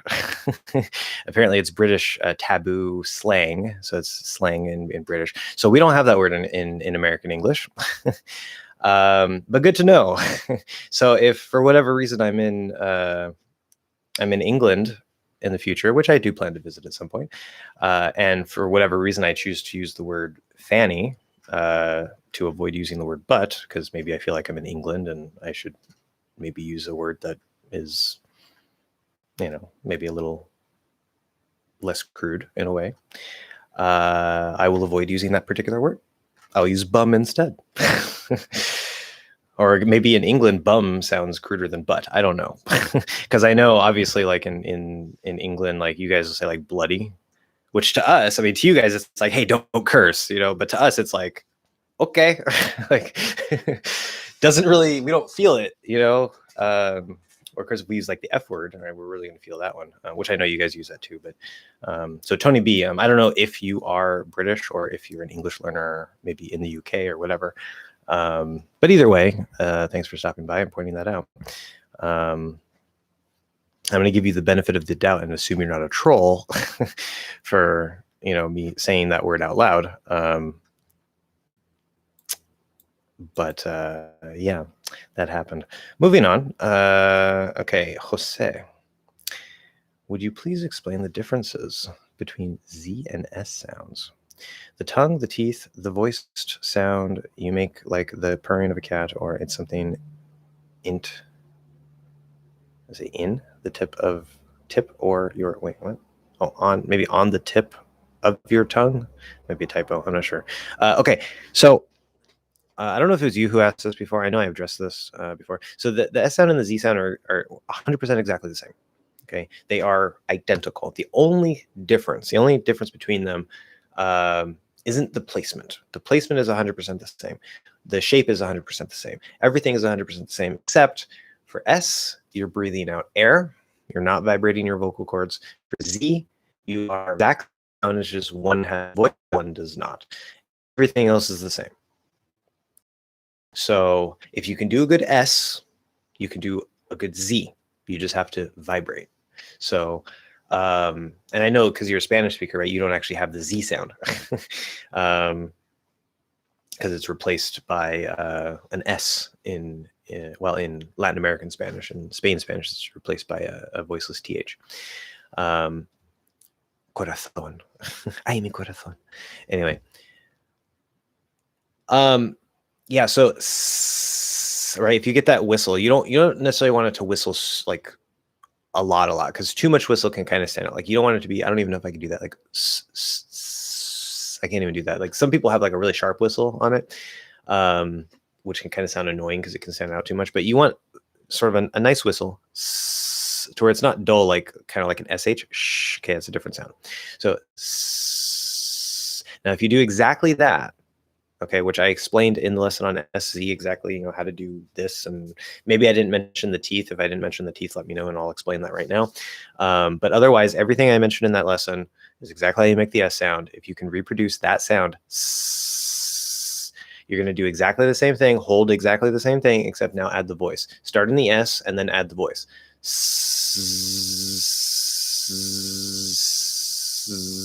I'm not changing anything. My tongue isn't moving. I'm not shifting any tenseness. All I'm doing is adding the vibration and dropping the vibration.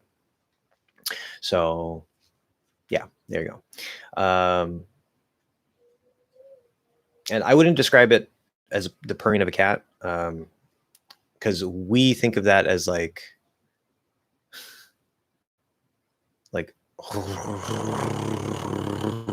right, where we're actually using the uvula, the ball in the back, and we try to like wave it back and forth, like trill it. So kind of like, I guess, a French R. That's how we think of cat purring. But that is voiced.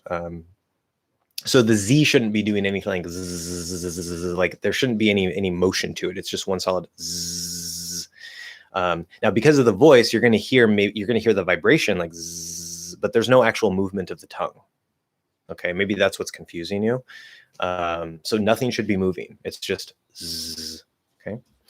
Blah. Moving on. Where am I? I see Theris is here and retracted some comments. That's okay. Where was I? Stupid chat moving itself around. Okay, back to David. Is it really unheard of in America to say news like news? Not unheard of, but in I before in the past, if you were to ask me this question, say like 2 or 3 years ago, I would say yes. Like Americans don't say that. It's British. But now I am aware that there are Americans who actually use that.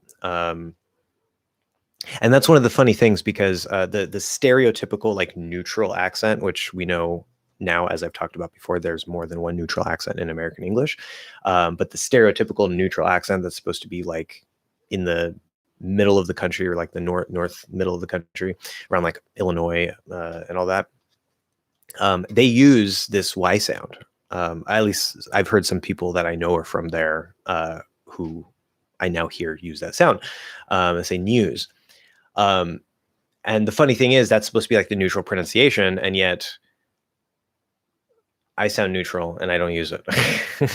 So it's just like one more point of like, yes, they have an accent. Yes, I have an accent, but the accent is so small between the two that they both still sound neutral, right? So it's not unheard of. There are Americans who use it. There's certain regions that use it. I think also maybe in the South, they do that as well. Of course, the South is its own little world, but you don't have to, right? I think it's just easier not to do it. But if you already speak that way and you're used to it, then there's nothing wrong with it in American English. I know the quote unquote most widespread way is to not insert the Y there. Yes, but I've definitely heard a couple of people doing it. Yeah, exactly. There's no problem with it. But the fact that I wasn't even aware of that until a couple of years ago, like I would have been completely shocked. I would have been like, what? Like Americans don't do that. But now I know some Americans do, so that's okay. If you like it, use it. How do you refer to the facility in public spaces? People seek. Sorry, my brain is like trying to do 2 things at once. How do you refer to the facility in public spaces people seek when nature starts calling? Very nice and advanced way to describe this. Good job. A, and I feel okay. I'm once again on Who Wants to Be a Millionaire. A, restroom. B, washroom. C, bathroom. D, lavatory. E, toilet. There's a lot of options. Or F, water closet. Oh God, water closet. That's a funny one. I don't think an American would ever refer to that as the water closet. Like maybe there's some people somewhere on the East Coast. I don't know, but yeah, that just sounds funny. Don't use water closet. That doesn't even make sense. It's like number one, it's not a closet, and what I expect if I open a closet and there's water, like a waterfall inside of it, that's what I would call a water closet. Okay, so you're asking how do you refer to it in public spaces? So there's a little bit of a sort of polite, crude spectrum here, and restroom is going to be generally the most sort of polite, not crude sounding restroom. It's like that, at least maybe in different parts of the country, it's a little different. Like I know some people use dinner, some people use supper. They mean the same thing. Or some people use soda, some people use pop. They mean the same thing. I think there might be something here as well, like between restroom and washroom. I think some people might use washroom as like the polite way to say it. But the way I speak and the way that I usually hear it in my experience is restroom. Bathroom feels a little more crude.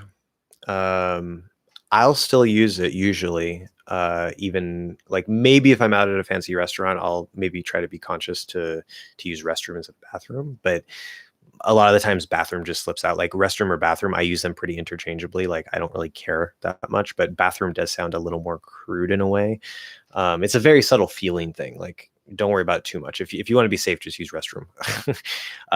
Lavatory is a very fancy, sophisticated way to refer to it that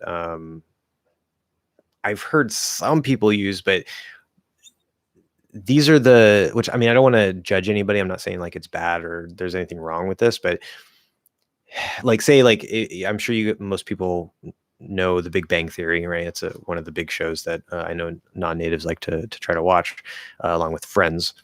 So somebody like Sheldon, right, where he's like really, really smart. He's really analytical. He uses like big fancy words, which is nothing wrong with big fancy words. I like to use big fancy words too. But he's the type of person that would probably use lavatory, right? It's a very, very, in American English, it's a very fancy, sophisticated sounding word. And if you use it, I think most people, like at least 90% of Americans, even if they're well educated, they're going to think that you're trying to say it to sound smart. So I would avoid that. Like if you want to use it, go ahead. I know for like say Spanish speakers, it might be tempting to just use that because if I remember right, I don't even remember. God, there's like 3 languages in my head right now. Because I want to say, I think like the sink is el lavabo, but I think lavatorio is a word in Spanish, but I think they have another word for bathroom. I can't even think of it right now. And then when I try to think of it, Japanese comes in my head.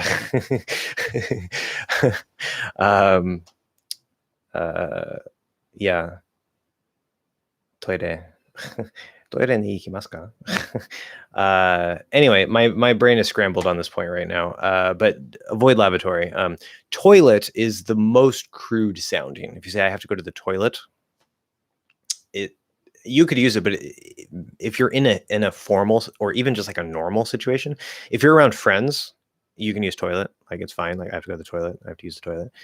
That's not a problem because it sounds cruder. But if you're not in an informal situation, I would avoid it because it has a certain feeling, like just a crude feeling associated with it, that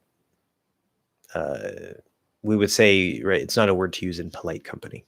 So restroom, easy answer. That would be the best, safest option to use. Coach Shane is from somewhere near the Great Lakes. Okay. I vaguely remember reading he grew up in Wisconsin. Okay, so well, he's up around there. He's close enough to Canada. He might as well be Canadian. Does the A in sofa have the ass out? No, it does not. No, it does not. The A in sofa is a schwa. Sofa. Sofa. And it's a true schwa, the upside down E. Can you say like it's definitely not sofa, right? It's not going to be ah. Could you use ah, sofa, sofa? No. Can it kind of gravitate a little bit towards ah? Yeah, it could, but it's not always supposed to. Like sofa, sofa, sofa. If you get a little bit in that direction, it's not a big deal, but it's supposed to be sofa, sofa, sofa. And in fact, I would actually say ignore the word sofa. If you want to use it, that's fine. But in American English, or at least in my experience of American English on the West Coast, couch is like 10 times more common than sofa. So I would recommend you use that instead. But you can use sofa. That's perfectly fine. Delio Hector, welcome once again. Hey, Josh, any hacks on making a smooth transition in these word combinations? Okay, good question. I feel like my tongue usually lingers too long on my teeth. It might. So this is a good question. And I think I briefly touched on this in the lesson about all other major linking rules. I didn't give a lot of examples of them because I wanted to focus a lot on the shifting from t, d, n forward into p, b, m, or backwards into ng and g. Not ng, the k and g.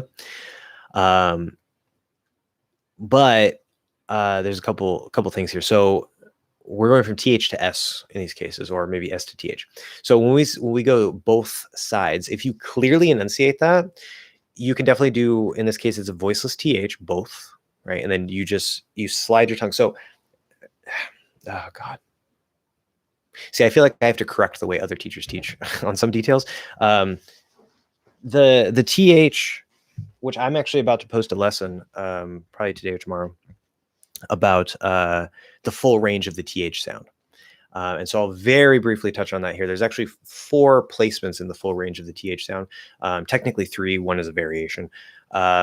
So there's the way where you put the th between your teeth, and sometimes that just happens naturally. There's nothing wrong with it. But that makes it kind of slows us down because we have to take the time to put the tongue all the way through the teeth and pull it back into the next sound and all this stuff. So it will sometimes naturally happen, but that way, which what I hear is most teachers teach you that's how you make the th sound, right? You put the tongue between the teeth, right? But that is primarily used in really enunciated speech, or maybe emphasized. Like if I say, that is a good idea, right? You could do that. And as we know, based on what I've seen, most teachers try to teach you just like the clear enunciated way to speak, and that's all they want you to do. And it's not natural if you always speak that way, which is why I don't tell you to do that. We use enunciation as a tool. So that's actually probably one of the least common ways to do the th, is to put it between the teeth. Now, if you do that and you're trying to go into the s, it's actually going to be harder, right? Both, and it's not like hard, right? But it's harder because you have to get all the way through here and then slide it all the way back up into the s. The standard normal way to do the th would be right behind the teeth. Okay, now you have to have a bit of a shape. I talked about this in the th lesson, the main lesson for that, where you have sort of this little hole in the sides of your teeth, or sides of the front of your tongue. Hair will kind of touch the corners right here, and you get the airflow sort of in that space. Okay, so it's like really, really close, but the tip shouldn't touch the teeth. Okay, and anywhere behind these top teeth, all the way up into where it goes up into the gums, you could do a th from anywhere in there. It doesn't matter. Okay, that makes it a lot easier. You could do here, both. Makes it even easier, right? Both sides. Looks like we have a connection issue. Hopefully not. Okay, that looks like that went away. So you can see that, number one, not going through the teeth, but then number 2, adjusting from here to here. Now, instead of having to slide all the way up here, you can just go from here to here, and it's a lot easier transition, okay? And that's probably what we're going to do going from th to s. However, there is another detail here in this particular case, although I guess briefly I'll finish talking about the range of the th sound. The other thing, there's the variation, the dental tier devariation, which I've talked about, which would replace the standard way of putting it behind the teeth, where you make it flat. And you actually don't have to do it on the teeth. It could be up here. I talked about that in the lesson that I'm making, but I call it dental because that's the easy way to do it and to refer to it. But that's the flatter way that replaces the th. So like both sides, both sides. You could do that here too. Both sides, both sides. Do like a dental T, and then just release and slide into the s. Both sides. You can do that too. And then the last th in the range would be the lazy or light th, and this happens in really fast speech, or in normal speech. It will also, like normal speed speech, it will also, I think, most commonly happen when you're going from th to like other, where it's called the light or lazy th because instead of going, from here or from here, or even doing the dental one, which is still possible, will actually be a little bit farther back. And in the space of the mouth, it's really small, but it's actually it's a pretty big distance relatively to this position. I really have to figure out what to do with this mic. And we want it like just far enough to where it kind of still sounds a little bit like a th, but it's going to sound mostly like just air, like an h sound. So if I say like other, but I say it with this lazy th, other, because this is voice, you're not going to hear the h because there's not the breath, there's the voice. But if I say like thing, and I say thing, the thing, that's the interesting thing. So again, it's reserved for really fast speech. You don't want to try to enunciate with that because it's not going to work. Or maybe going to the vowel after it. And it's just because the is back here and it's easier to not have to go all that way. So anyway, that's the full range of the th sound. Going back to here, so with both sides, you can go both sides, both sides, both sides, both sides, both sides. You can do that lazy one, both sides, if you're speaking fast enough. That's probably the easiest way to do it. If you can actually hit that th just slightly enough to where it's still technically there, that's the trick. You got to figure out how to do that. Or there's one more way in this particular case. We can actually shift, linking rule, shifting, the assimilation, right? Where a th, especially particularly a voiceless th before an s, can actually just change it to an s. And so you say both sides. So that's the easiest way, 100%. It's just completely drop the th, make it into an s, and then make it a little bit longer, both sides. I want to hear both sides of the story, both sides of the story. And if you're speaking really fast, you don't even need to extend the s. You can just just say bow and then sides. I want to hear both sides, both sides, both sides. So there's lots of things just for that particular combination. There's, what did I describe? Like 5, 6 different things that you can potentially do. And none of them are right. None of them are wrong. It just depends on whatever comes out. There's things that are more likely than other things, but it just depends on, how clearly are you enunciating, or how slowly are you speaking versus how fast you're speaking, right? Certain things are going to be more likely than others depending on your speed and your clarity. So that would be the whole range of how to say these two words. Smooth sailing, everything that I just described would be, or at least most of what I just described would be exactly the same, except here smooth uses a voiced th. So if I say smooth sailing, fine. Smooth sailing, fine. Smooth sailing, fine. Doing the dental D, also fine, no problem. If I do, see if I try to do that lazy th, smooth sailing, smooth sailing. So we're actually going to kind of be here and then come up. And because of the voice, it's actually going to start, it's going to, as you go into that S, it's going to start as a Z sound a bit, and then you drop the voice into the S. So that's the voice transition. You'll actually get a little bit of a Z sound, but you're not going straight into Z. It's not like smooth sailing. No, you're going to do that lazy th if you do that one where it's a little farther back, and then you come up, and before you, like as you're finishing that transition, you'll start to make a little bit of a Z sound, and then you drop the voice into the S. So that's another way to do it, in that case with the lazy th. Now, could you change it maybe into just a straight Z, like in both sides? You could change it into a straight S. Let's see, smooth sailing, smooth sailing, smooth sailing. If I'm speaking, if I'm not enunciating, like if I try to enunciate and I try to say smooth sailing, it doesn't sound good at all. Sounds like smooth. Like what's a smooth? I don't know. But if I'm speaking maybe normally or especially quickly, and I just try to go change that voice th straight into a Z, 100%, not any transition, just straight Z sound. Smooth sailing, smooth sailing. It sounds okay. So in faster speech, you could do that. You could replace the th there with a z before the s. That's the, okay. This is a different problem. This is s to th. So here again, we have the pushing the s through the t. So you're not trying to say a t sound there. You just want to push the s through. Okay. The. This is a little tricky. So you're going to push the s through the thing, and then as soon as you start hitting that s, you're going to start moving your tongue, which again you can do it up here. Just shift it forward. So you can just kind of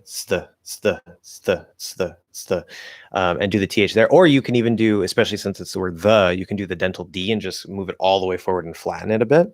That's the. And you don't want to try to like push your whole tongue forward because that's going to make it harder to do. You can just sort of like flatten the front part of your tongue on your teeth there. That's probably going to be the most common, easiest way to do it, is to utilize that dental D there. When's that? This is exactly the same as that's the, except now we have an N. You're still going to go from that position. The S here is actually a Z sound. When's, okay? So you're going to release the N into the Z.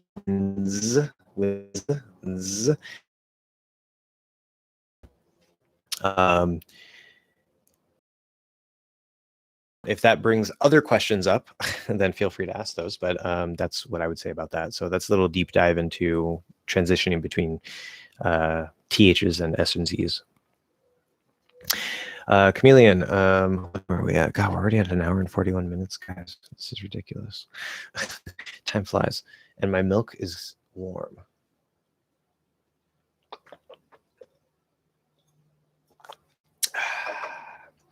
It's always funny because whenever I used to drink, because I was never a big fan of cow's milk, like ever. And when I would have chocolate cow's milk, I really didn't care for it. Not a big fan. But recently I started drinking chocolate, chocolate soy milk, chocolate almond milk, chocolate whatever milk that's not cow's milk, plant-based. And they taste so good. Oh, they're so amazing. So anyway, does better than ever sound like better than never? Yeah, good question. Is there linking? And is there linking? We don't need the A there. And worse fears were realized. Sounds like worse fears were realized. Oh, I see. I was like, what's the difference? Can the TV dropped? Okay, good question. Very good question. Now, the answer to the question is yes and no. The first one, okay, better than ever. So what's supposed to happen here, and if you're speaking clearly enough, okay, especially if you slow it down and you're enunciating more, if you say like, oh, better than ever, okay, then you don't want to, you want to just have like a regular N that will connect over to the E. That's basic linking rule, consonants connect to vowels, than ever, okay? So like the never. When we have the two N's, you're supposed to make a longer N. It's a slightly longer N, right? So we say better than never, better than never, better than never, better than never. So it can be hard to hear, but it's supposed to be just a very slightly longer N sound when we have never, because now there's the two N's. Now, if you are speaking fast, they will sound exactly the same, okay? Better than ever, better than ever. Better than never, better than never. Now, obviously, better than never is not the phrase. We say better than ever. And so if you're speaking quickly, even though these would sound the same in fast speech, we would only interpret it to be the first one because the second one doesn't exist. But they would sound the same. When you slow it down more, you got to lengthen that N. Or maybe if you're speaking really clearly, put a space between them, like better than never. Yeah. When it comes to worst fears were realized, again, if you're clearly enunciating, of course, we know that the S or the T will usually drop in the ST ending, right? And that's probably where this question is coming from. I would assume. If you can always push out the T, right? And actually, this is a good example of our worst fears. Yeah, I mean, it's still grammatical to use either one. Usually it's going to be worst. Like that's what we're going to mean, because it's like we usually talk about like what's the most bad, right, of our fears, instead of like the relatively more bad, right, which would be worse without the T. But it could work either way. If the context is clear, then it could be the second one. But this is a good example of where you might push out that T to make it clear which one it is, right? So even in normal or faster speed speech, we might choose to keep the T here just to make it clear, even though everything else is still, flowing really well. And normally we drop the T, you could keep it for clarity. So worst fears were realized, worst fears. And that worst, we're going to hear that little T in there. And it'll be very clear. Can you drop it? Yes. In fact, we commonly will. Our worst fears were realized. Especially in faster speech, but even normal speech, you can drop the T because ST at the end, the T will usually drop. Doesn't have to, but it usually does. And so it would be context. Again, in this particular case, because worst is usually what we would say in the sentence, if you want to mean that it's worse without the T, but with the silent E at the end, the context would have to be super, super clear there, right? So like you say like, not our worst fears. See, I noticed I didn't even say it there. It's the T, not our worst fears, but our worst fears, right? Meaning the more, not the most. And if you said it like that, then it's like you could still drop the T in the first case, and it would be understood that you're talking about more, not most.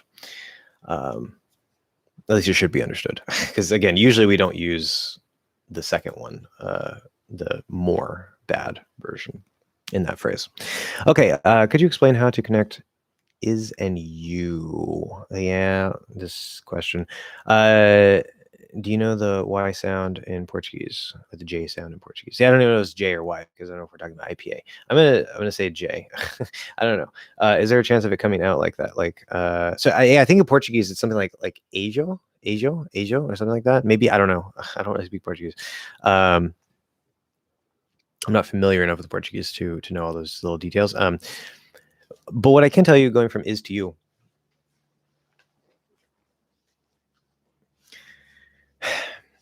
what it's supposed to be. So is, right, it's a Z sound in is. It's not an S sound. It's a common mistake even for advanced learners. It's not is, it's is. Okay, and you go to Y. So z, y, z, z, z, z, z. Very clear Z, very clear Y. Is you, which I don't know why is you are together, because that sounds like broken grammar. It should be are you. If you say like is you the right word here, then okay, maybe it could work. But yeah, going from the Z to the Y, that's probably just why you're asking. It's a Z sound, or S or Z sound and a Y sound. Going from between those two sounds, it's just a normal transition from one sound to another. Z, y, z, z. What can happen sometimes, if it's an S going to a Y, you can get, I think it's a little bit of like an SH sound. Maybe if you're kind of lazy, then it's possible. If it's a Z sound, you can get voiced SH sound, voiced. So I say, is you. If I'm being lazy, if I'm speaking lazily, then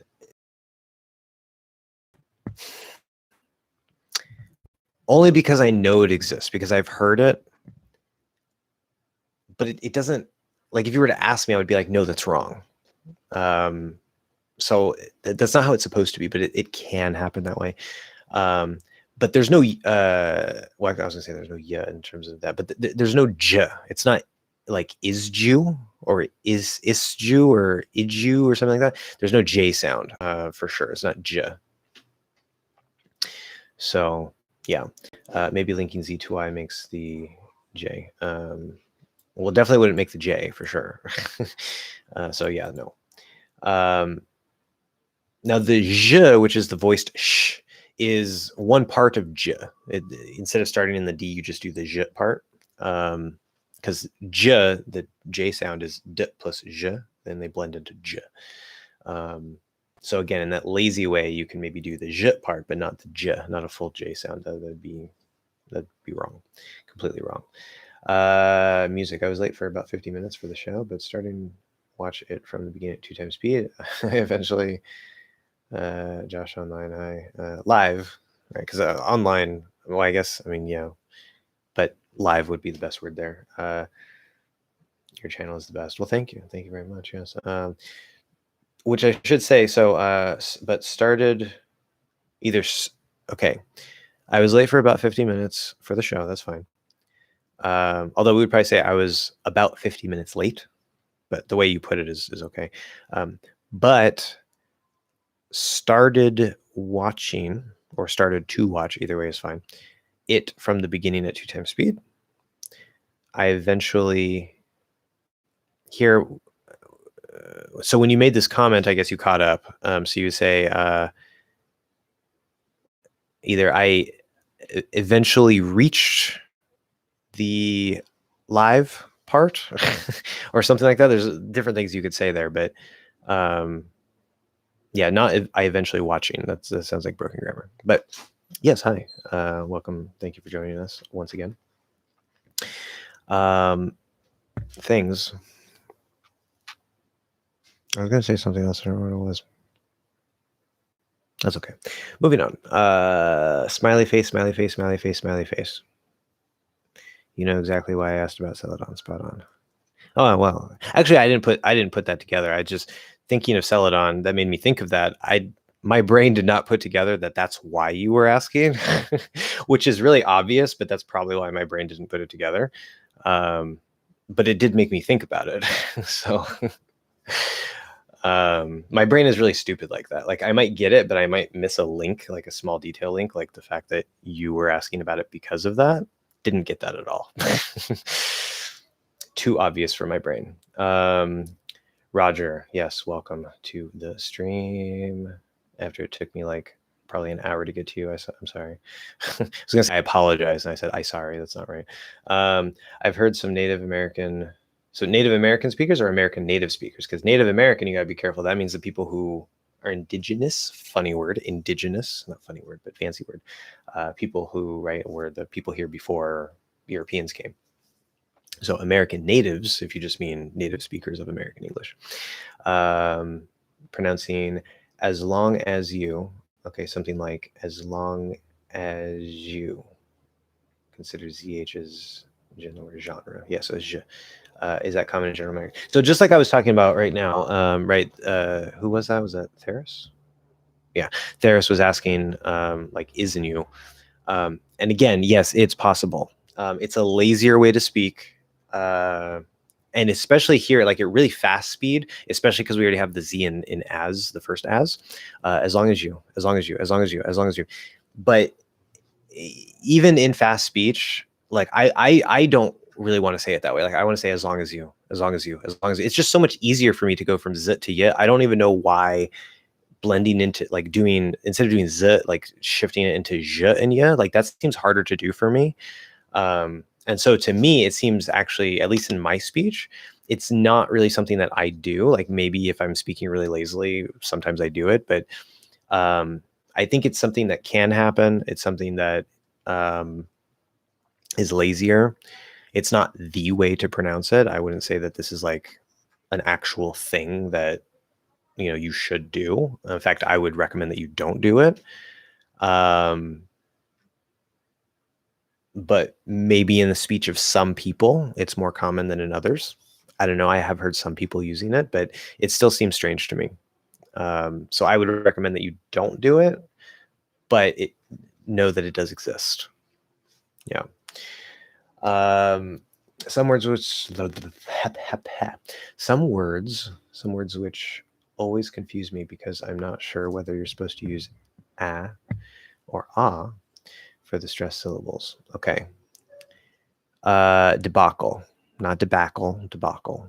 Maybe some people use I don't know, but I say debacle. This one, yeah, this is a fun word. Banal. Both of those sound okay to me, actually. This is a really uncommon spoken word. You'll find it maybe more in writing. I think it's supposed to be banal. Banality, that I would very much say should be like banality. Like maybe you would say it that way. I don't know. But I would use in those cases, be an L-colored aqua, no question about that. It's not aqua. So it's aqua. And the second A, of course, is a schwa. And then aquatic. So now we're changing the stress pattern. So that first A, instead of being it's going to be a schwa. It's going to be and then we're going to go, the second A, instead of being a schwa, is going to be So it's going to switch because of the stress. So aqua, aquatic. Aqua, aquatic. Yeah.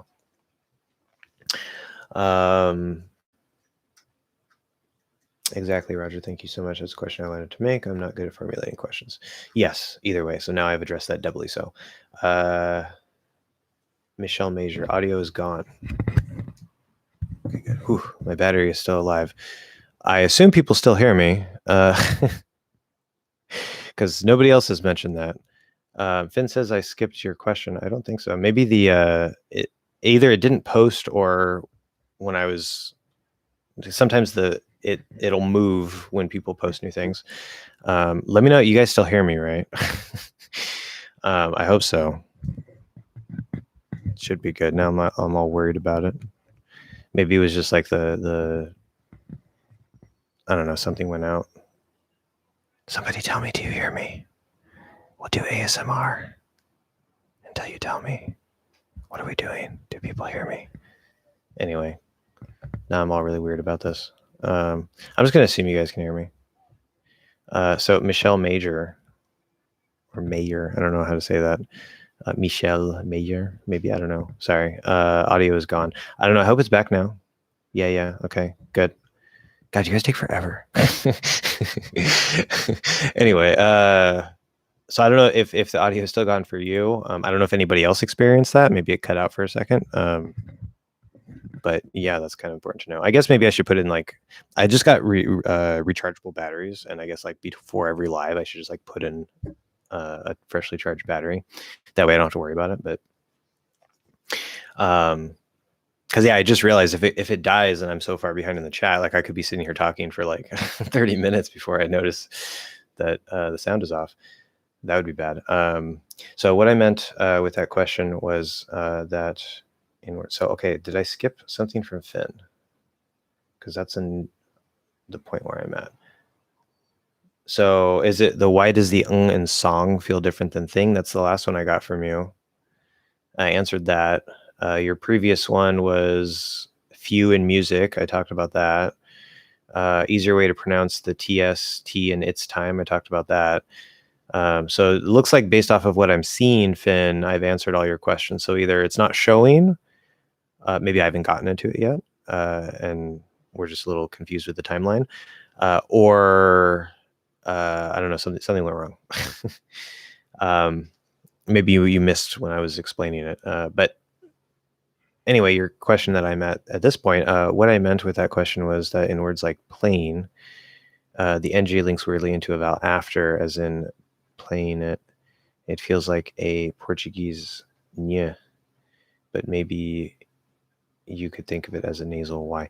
No. Now, there's two things here. Some speakers will, when we add ing to a word, especially a verb, to create that ing form, the gerund or whatever, many speakers will keep the in the back and say like playing it. And if you do that, then yes, if you describe it as sort of like a I wouldn't say a nasal y, but sort of like that Portuguese like nya type sound. But in the back, nya, it does have a little bit of that sort of characteristic. And so if you do it that way, I guess that was accurate, yes. However, the way I speak and the way that I teach, because I think it's generally easier, which I have my hack, and you can use my hack instead, which would kind of, I don't remember exactly which way I did the hack. But anyway, I have to look up my own stuff. The way that I speak is when we add ing to a verb. This might be a Western thing. I don't know. It still sounds neutral. Still sounds natural because it's such a small little change. But when we add ing to a verb, instead of doing in the back, we're actually going to do in the front. So I don't say playing it. I say playing it. It's going to sound like knit. Playing it. And if you do it that way, there's definitely no nia or anything like that. Like nothing of that sort. There's no y in it. There's no anything. It's just n to I, like a normal connection of a normal n, which I think again is easier.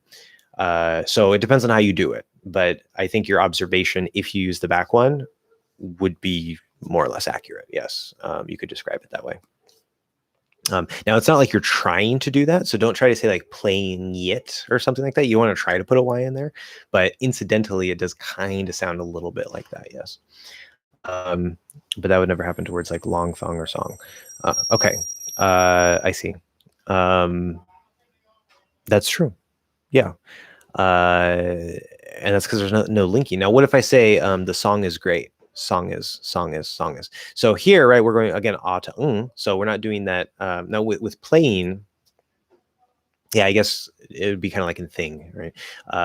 Again, thing, you have to go in the back.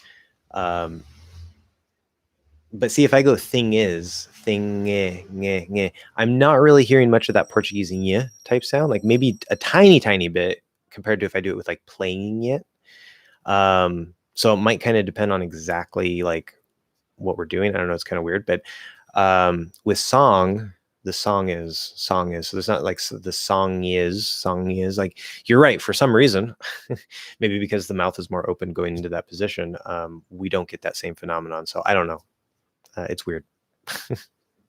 As I said, when I add ing, I don't usually go in the back, so it's not really part of how I speak, and I don't really have a whole lot to say on that particular point. Thank you for the explanation between the S and Z sounds. You're welcome. Stupid chat. Skipping again. Stop skipping. Okay, you guys are more straight to the point. I noticed that I keep running in circles just to explain a small thing. What should I improve? That's a good question. It's a tough question too. I will say that number one, I mean, as you're learning a language, it's difficult to explain things, right?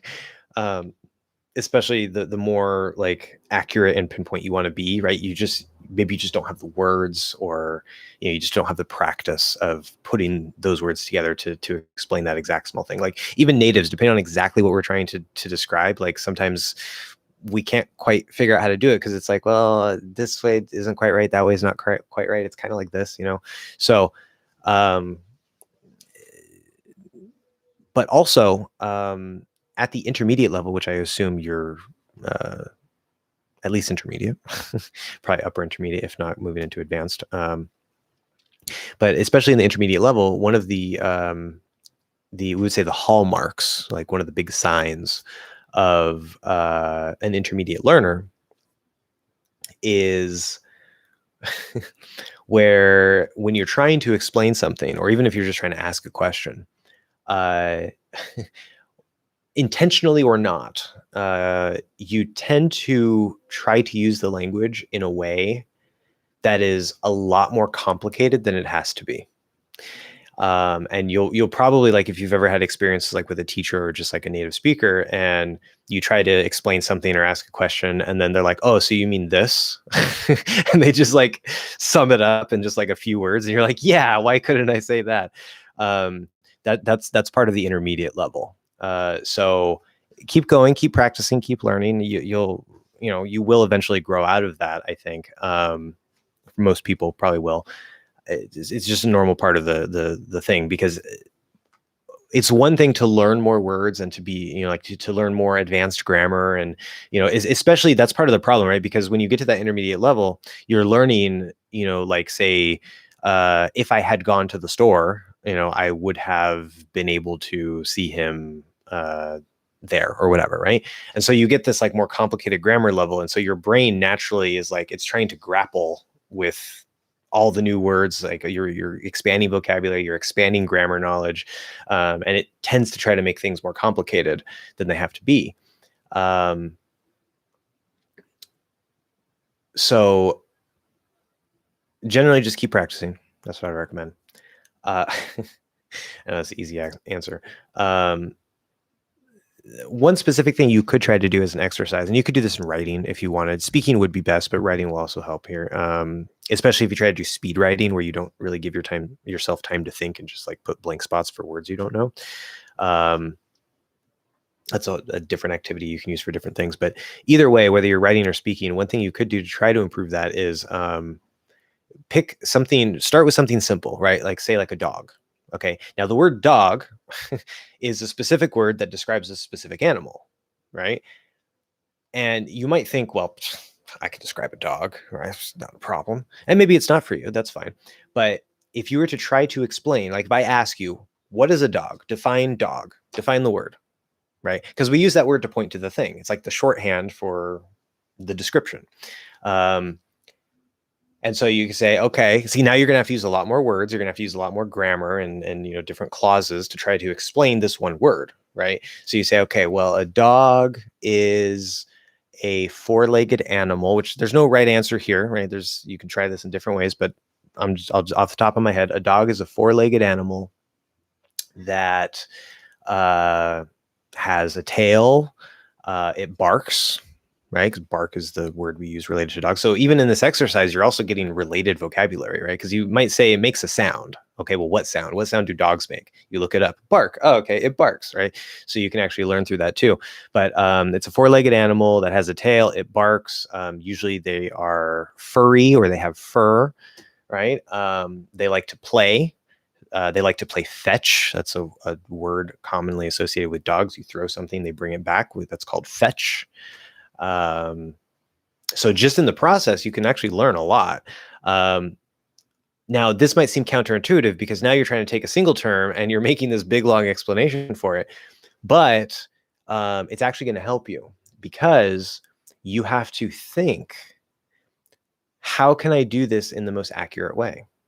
Okay. And you might have multiple drafts, which might seem like way too much for the simple exercise, but trust me, it can help.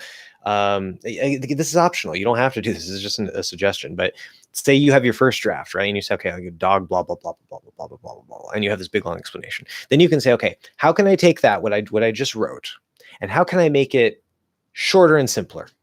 With simpler grammar. Obviously use the grammar you need to use. Just because it's more advanced grammar doesn't mean you shouldn't use it. But try to simplify it into like fewer words. Maybe make the grammar a little simpler if possible. And this is going to help your brain sort of fine tune and start sorting out, oh, okay, so I can do this instead of trying to do all this, right? And that's an exercise you can do. You try it, let me know. I particularly have not actually used that technique myself. This is actually just something off the top of my head. I'm really good at that, coming up with techniques on the spot, and they usually work quite well. So you can try it out, and I think it would be very useful to help solve that problem. But that's what I would say for that. And again, that's just one thing you could do. But if you keep practicing, keep going, the problem should more or less sort of start to work itself out as you get better control over it. You start speaking more naturally, especially if you really listen to how natives explain. You get more input. Your brain is going to start to adjust to like these simpler ways to explain things also. So it's a process. But one thing I would also recommend along those lines, table topics. If you don't know what table topics are, look it up. It's a really great activity that you can use for all kinds of things. I'm actually using it for pronunciation, believe it or not, with a couple of my students right now. But it's something, it's not designed for language learners. It's designed for native speakers who want to improve. Obviously they already know how to speak the language because they're native speakers, right? But they want to improve their ability to, more confidently and more succinctly, or like in an accurate way, talk about something. So you might have a random topic like, I don't know, Like you can go online and look up table topics or table topics generator, and it'll give you different things. But it might be like, it could be as simple as like, what's your favorite season, right? And you just try to talk about that, right? And in like the best way that you can. Maybe you can record yourself, or you can write it down, and then you can go back over it and try to refine it. That might be useful. But and you have maybe a certain time limit, so you give yourself like a minute or two to answer, and then you go to the next question. Or it could be a question like, it could be something as simple as like, I don't know, professionals, like just a word. Okay, what do you think about professionals? How can you like turn that into a topic that you then would talk about? And you don't have to do this with anybody. You can do it by yourself, but natives use these table topics as preparation for like, public speaking and stuff, to develop their skills and their confidence to do that. So it could be very, very useful in a lot of ways.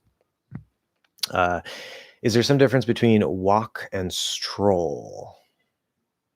See, I'm thinking pronunciation. I was like, there's a big difference there, but there's a bit of a difference, yeah. As well as running or jogging, running and jogging, or are the two pair synonyms for the same things?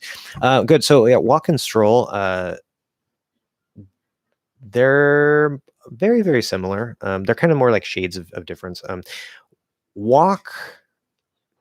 Obviously, like walk itself as a concept is just walking, right? So if you are going for a stroll, you're strolling along, we would think of that as you're walking, right? So it'd be under the umbrella of walking. It's a type of walking, I guess.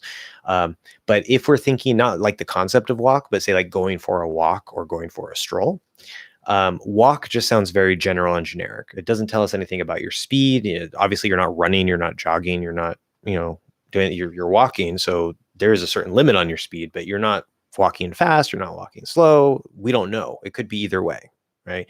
It's just you're walking somewhere. Where stroll, it implies sort of and it doesn't necessarily have to be physically really slow, but it implies a sort of like relaxed, more slow, like, oh, I'm just strolling down the street, looking at the trees and the cars, and it kind of has that feeling to it. So it's like walk plus that feeling. That's stroll. In fact, the thing that you put a baby in, right? If you're going for a walk, you're going to walk somewhere, and there's this like little carriage, which I guess you could call it a carriage too. But you put a baby in it. In American English, we usually call that a stroller. I think in British English, they might call it a buggy or something, but we call it a stroller, right? Because it's something that you stroll with. You take the baby with you on a walk. Usually you're not trying to get anywhere quickly when you're pushing your baby up the street, right? You're taking your baby out to get some air and, also for you to, I guess, relax and whatever. And so you're just strolling with the baby, but the baby is in the stroller, right? Running and jogging, there is a little bit more of a difference there. This is more of a speed-based thing. So running, so you can think that so running is the generic term. It's like you're not walking, you're running, right? Jogging is sort of like between walking and running. So it's like not like there's like slow walk, normal walk, fast walk. Those are just walking. So if you're power walking, that's like a fast walk, right? And then jogging would be one step up from that. And then running would be one step up from that. Now, technically, jogging would be under the umbrella of running. So it would be like a type of running. So if you say like, I'm going to go for a run or I'm going to go running, you might actually just be jogging. And that's fine. But if you, technically there's the difference where jogging is under the umbrella, but running, if we compare the two directly, like, oh no, I'm not jogging, I'm running. And you say that, like you would be going faster. And then more than that would be say like sprinting, where you're just like really trying to run super fast. So slow walk, fast walk, jog, run, and then sprint. That would be like the scale of speed there. And I guess stroll would be the slow walk. Stroll, walk, power walk. There we go. Stroll, walk, power walk, jog. It's like slow run, and then sprint is a fast run. So there you go. Which I know this isn't something specific to English, obviously, but English is full of ways to divide things up in degrees. And sometimes we have specific terms for that. Like in this case, stroll walk, power walk, right? Different terms that will describe those. Other times we use things like very, right? So it's like it's very important. It's kind of important. It's a little important. It's not important. It's super important, right? It's like more than very. They're more or less synonyms, but super, especially if you stress it, it's like, well, it's very important. It's super important. It's extremely important, right? Especially when we add that emphasis. It's like, it feels like more and more and more. So you have like this whole scale depending on what word you use and how you use it. So English is full of that stuff. Samir, welcome. Hola. Y ahorita hablamos en español, ¿no? So how should the words like exactly correctly be pronounced? No the there, just how should words like exactly correctly be pronounced? And I know that's confusing because you're thinking, well, the specific, and it's these specific kinds of words, and it's a whole big mess. Don't worry about it. I'll hopefully fix that problem in the future. But yeah, no the here. I mean sound. So the T sound is dropped or stopped. So the T sound is dropped or stopped. Okay, good question. So with here we have the k, t, l. And remember, we have a very broad. This is a problem, guys. We have a very broad rule, which again, you can always, if you're clearly enunciating, you can say exactly or correctly. And you can say all those k, t, l. It's not a problem, okay, if you're enunciating, but commonly we will drop that T in the middle. And the broad rule here is I think it most commonly happens with T in the middle. But English does not like three consonant sounds together. Okay, we really don't. And so what will commonly happen if we have three consonant sounds together, the middle one disappears. Okay. And we know T is all kinds of crazy. So there's places where it actually isn't a T. Maybe it's a sh or a ch or whatever, or a duh maybe. Sometimes it just disappears, just whatever, it's just gone. So we know that's all over the place. But in these particular words, yes, you can drop them. Just go k to l, exactly, correctly. Perfectly fine variation, not informal, just an easier way to say it. And you don't want to stop the T. That would actually be very difficult to do with that K there. If you try to say like exactly, like no, just don't do it. Just drop it. And then we're back here where Finn said I skipped his question. This was the question you skipped. Yeah, for some reason it's not showing. It might be you have a particular phrase that the filter is catching. Usually it's supposed to notify me and tell me if I want to show it or not. But sometimes the filter is stupid. So I don't know. It could also be that it's too long and maybe it's not allowing you to put it. So I don't know. You can maybe try sending it to my email. And maybe I can check it next time. You can find my email link on the about page of my channel. Would it sound wrong to you to use the dental T or D in THS plurals if I don't want to outright? I just got an email. That's funny. If I don't want to outright leave out the TH. Deaths, youths, baths. Okay. Blah. So deaths, youths, baths. Yeah, no problem. No problem at all. It just doesn't sound as clearly enunciated. So it's like yeah, the TH is still there, but if you were to clearly enunciate it, then you wouldn't want to do that, right? You say deaths, youths, baths, or baths. You can actually use both there, baths, baths. But yeah, it's perfectly fine. As long as you're doing that dental thing right? If you're not doing it right, then it's going to sound weird, which, I mean, like maybe if you're trying to go up here and make it flat, like baths, where it's like more like a T, regular T, that you're kind of like pushing the S through the T, then yeah, it's not going to sound right. It's going to sound like so baths would then sound like bats, right? BATS. So make sure you're actually doing it right, and it's actually the dental TD, not like the normal TD. In Portuguese, J sounds like j. Oh, okay. I didn't know that. Or I don't remember that. So good to know. In English, that letter represents the j sound, which j is one part of. It's the second half of the sound. So, yeah, that could be pronounced with the Portuguese j sound. J. Anyway, Hector. Senor Hector. I guess it would be Senor Delio, because I'm pretty sure Hector is a first name. And you're like switching it. I don't know. Thanks for the amazing explanation on the TH transitions. Fantastic. I usually use the back of the upper front teeth placement, but the lazy TH is growing on me because it's much easier and faster speech. Exactly. That's why it exists. Secrets of natives. Secrets of natives. There's a whole world that you guys don't even know about because nobody teaches you. Why, I don't know. That's okay, because that's what I'm here for. Okay, yeah, that was with the hearing. We need English Hacks ASMR edition. Yeah, somebody mentioned that before. In fact, I don't know if you mentioned that before, but somebody else, I know there was actually one person who specifically asked if I could make like ASMR editions of my lessons. And I was like, I didn't even know what ASMR was when they asked it. I had to look it up. That's why I know what it is now. Yeah, I'm one of those weird people. I'm so out of the loop. And I was just like, that's interesting and weird. And so I was like, yeah, I'm not going to make ASMR editions of my lessons. Like, sorry. But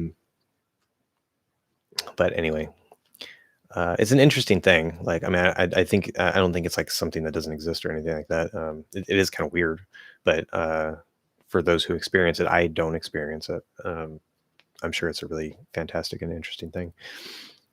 But I don't know what that's like. Okay. Okay, what is your go-to phrase? You have to put go-to in parentheses. What is your go-to phrase that you use when picking up phone calls from people you don't know? Verse what do you say when... Verse what you say. No do there. Verse what you say when it's you calling. And no to after calling. Rare mistakes from David. People, places, and they pick up. Yeah, remember, call to is a specific meaning. Usually to is not used with call. It seems like it should go there, but it's not needed for the basic meaning of call. If you do use it, it creates a new meaning.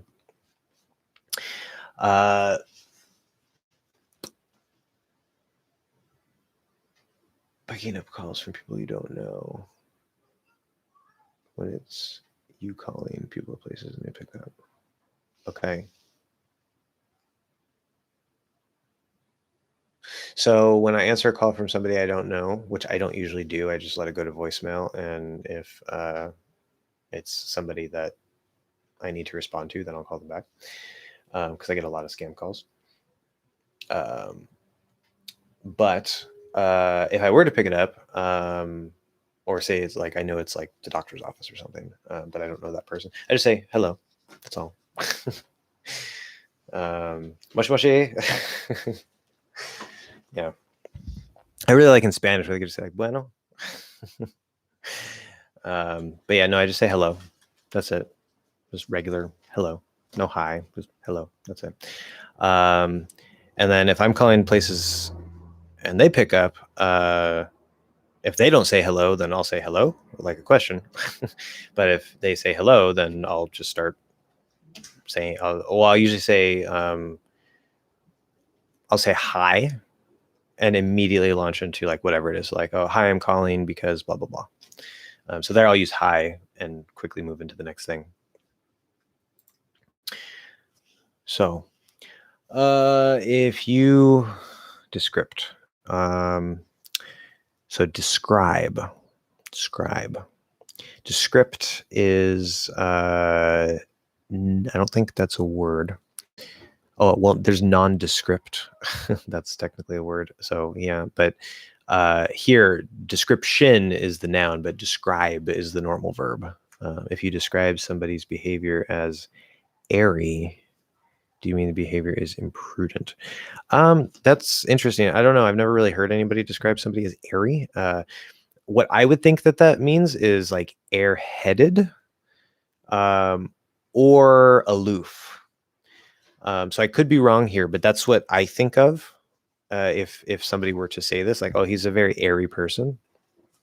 I would think airheaded or aloof. Now, airheaded means stupid, and often oblivious, like they don't pay attention, they're not very smart, they're just kind of like, whatever. And then aloof would be not necessarily that you're stupid, but that you don't tend to notice things or pay attention. You're usually like up in your head. So I'm generally quite aloof. It may be detached in a way. So it's that airy, right? It kind of feels like light. That's why we say airheaded, because it's like there's not a lot of knowledge. There's not like a big dense brain. It's like this person is stupid, right? So it's like there's lots of space in their brain because they're not smart, right? Or whatever. So that's what I would think. Otherwise, I have no idea. By the way, I recently realized that saying "excuse me" when I want to express I didn't catch something the other person was saying can potentially make it seem as if something they said offended me. Potentially, yes. That will often depend on the intonation. But it could be interpreted that way even without the intonation. So if you say like "excuse me," that sounds like you're offended. But if you just say "excuse me," then they might interpret that as something that was offensive, like this said something offensive, or it's just going to confuse us because that's not what we say in that case. Like you'll say "excuse me," like maybe if you're like passing in front of somebody, or if you like need to get by or get around somebody or something like that, or whatever it is. But if you didn't understand what I said, like maybe if you said like "excuse me, I didn't understand what you said," and you like add all that, then that would be fine. But if you just say "excuse me," then like "excuse you for what?" Like what's going on? So it's the wrong phrase. So we might say something instead like "sorry, could you repeat that?" Right? Or "sorry, I didn't get that. Could you say that again?" So "sorry" would probably be more used. Is there a friendlier, more casual phrase I could use so it's obvious what I mean regardless of the intonation? Well, there we go. Yeah. Me not reading messages. Oh, I see we have a super sticker from John. Welcome, John. Let me get to this one really quick. How do you link?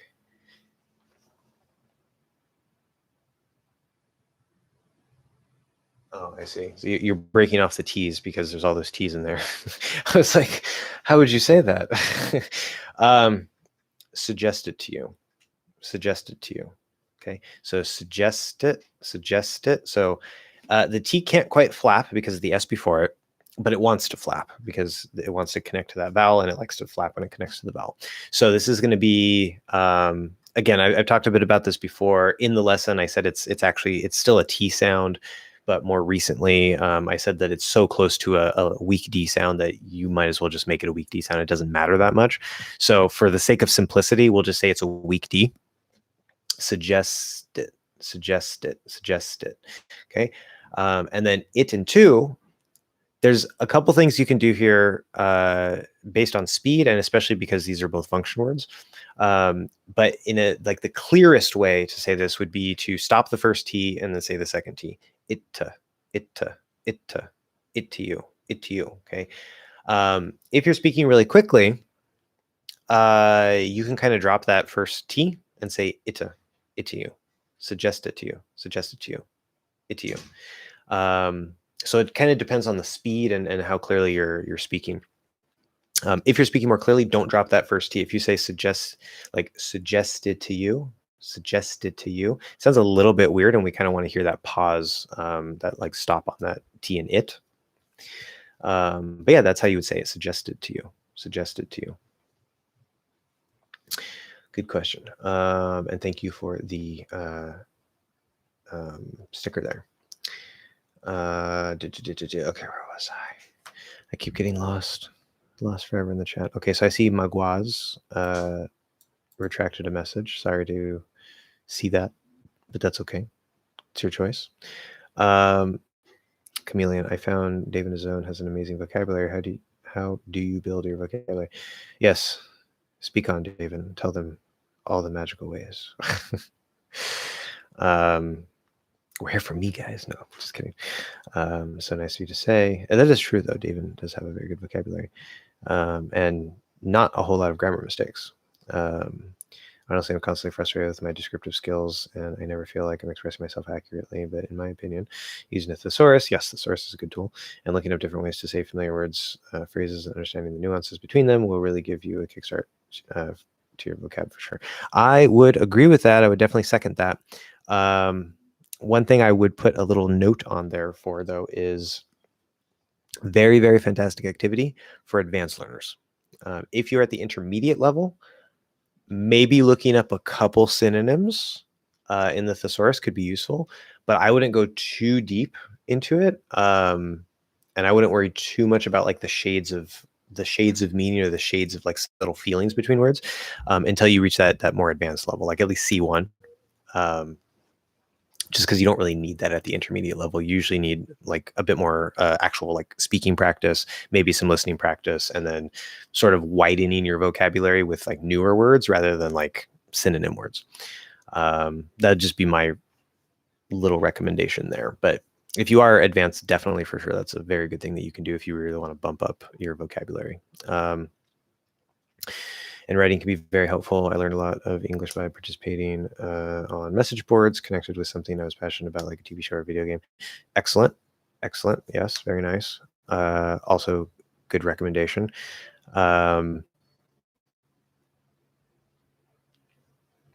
Yes, always good to practice. Even as practicing in written form, especially if you're interacting with real people, super, super good. Obviously, we want to speak, as much as we can, but writing is definitely a very good practice as well. That just doesn't directly transfer to speaking necessarily because you have more time to think, right? I'll try rewriting it here. Okay, Josh, for an adequate dark L, is it indispensable, optional, or unnecessary to touch? Here's a to touch. Is it necessary, or sorry, is it unnecessary to touch the alveolar ridge with the tip of our tongues?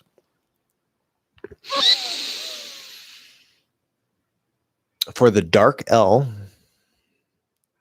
if you touch the tip of your tongue to anywhere in your mouth, it is not a dark L, or what I like to call the half L. Okay. So it's not indispensable, it's not optional, and it's not unnecessary. It is, wait, hold on. And it's not unnecessary. It is not applicable. Not applicable. Yes. Or not applicable. You can say it that way too. The thing that makes the dark L or the half L into the dark L or the half L is the fact that you are not touching. Okay. As soon as you make contact, it is now a light L, or what I call the full L consonant. So yeah, it's night and day. If you're touching, it's not a dark L. If you, I guess this is a good use of right, night and day, meaning very clearly different. So the dark L, right, it's like night, and the light L is like day. Actually, finally a good use for those terms. But yeah, it's literally like night and day. Like you're either touching or you're not. And if you're touching, it's a light L. If you're not touching, it's a dark L. I notice that when I say there'd be, it comes out as there be. Am I going cuckoo, or is that assimilation? Good question. Which specifically, again, I don't like the term assimilation. Nothing wrong with it necessarily. It's just fancy and not particularly useful. I would call that shifting in this case. Is that possible? There'd be more to it. You think there'd be more to it? There'd be more to it. You think there'd be more? You think there'd be more? There'd be more. Yes. One of the things about the shifting, right, this assimilation, as I kind of touched on a little bit earlier before, if you enunciate, even in the flow of normal speech, like if you enunciate a bit more than normal, or especially if you're really enunciating, you're emphasizing, you're slowing down for some reason, then you don't want to do that. Like if you say, I thought there'd be more. I thought there'd be more. It sounds a bit weird because I'm speaking a little more slower. I'm speaking a little more clearly, a little more slower, yeah, a little more slowly. But if you're speaking, say, normal speed or especially fast speed, and you say, "I thought there'd be more. I thought there'd be more." Yes, that's a perfectly good example of shifting, as I call it, shifting. So yes, you are correct there. Just don't do it when you're enunciating or speaking more slowly. That's the only trick there. We would want to hear. You don't have to do the D necessarily, but that would be really clearly enunciated. You could do like a there'd be with before you close the lips, and that would sound a little clearer for that D sort of being there in that like stopped form or held form. Ouch. So good. I hope that was your question, because I got that one. LMAO, imagine Josh making ASMR lessons. I know, right? I can't either.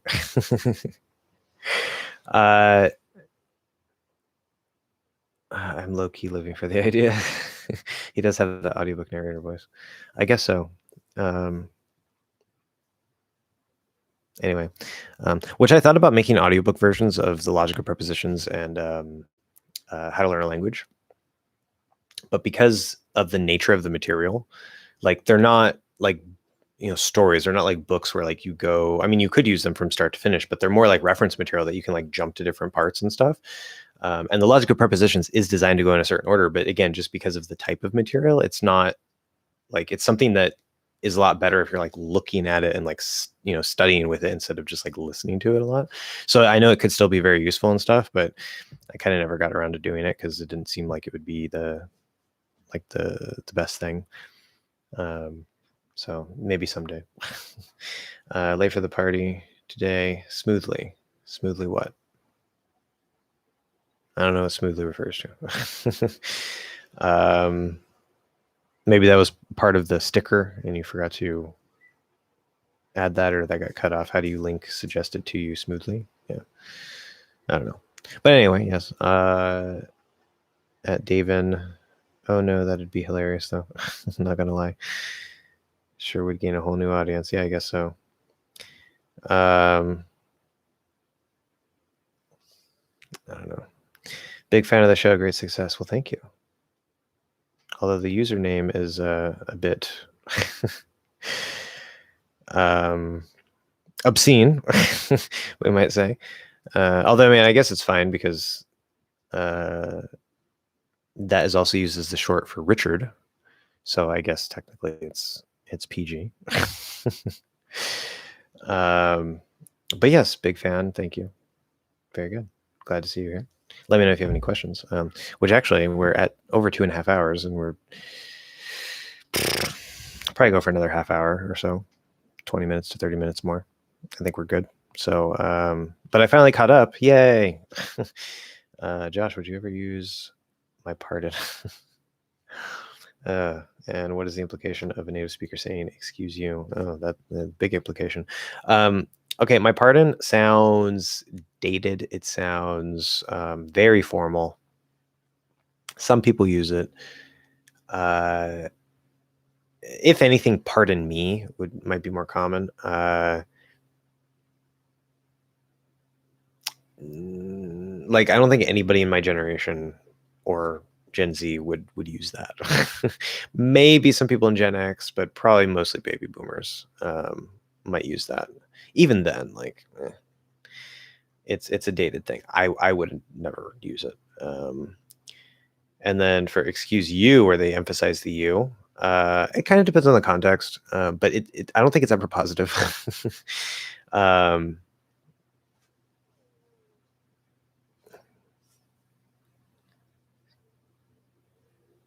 Yeah, without a specific context, I'm kind of having trouble thinking of like exactly what it would refer to, but it's not good. I don't think it's ever good. Do you live in an English-speaking place now? For David, I'll let David handle that because I'm pretty sure I know, but that's David's business. Because David is a Patreon supporter, and we have discussed some things. But anyway, any other questions, guys? I can sit here and I can eat a banana. That might give some ASMR, I guess. Although to me, like, I wouldn't even want to do that. Like, even if people were like, "Yeah, do that," like, I'd just be like, I would feel really creepy because it's like I'm just like chewing on a banana. Like, just it feels weird. Do you have any tips to do a glottal stop easily? Yes and no. I say no because it may not work. I've talked about this a bit before. I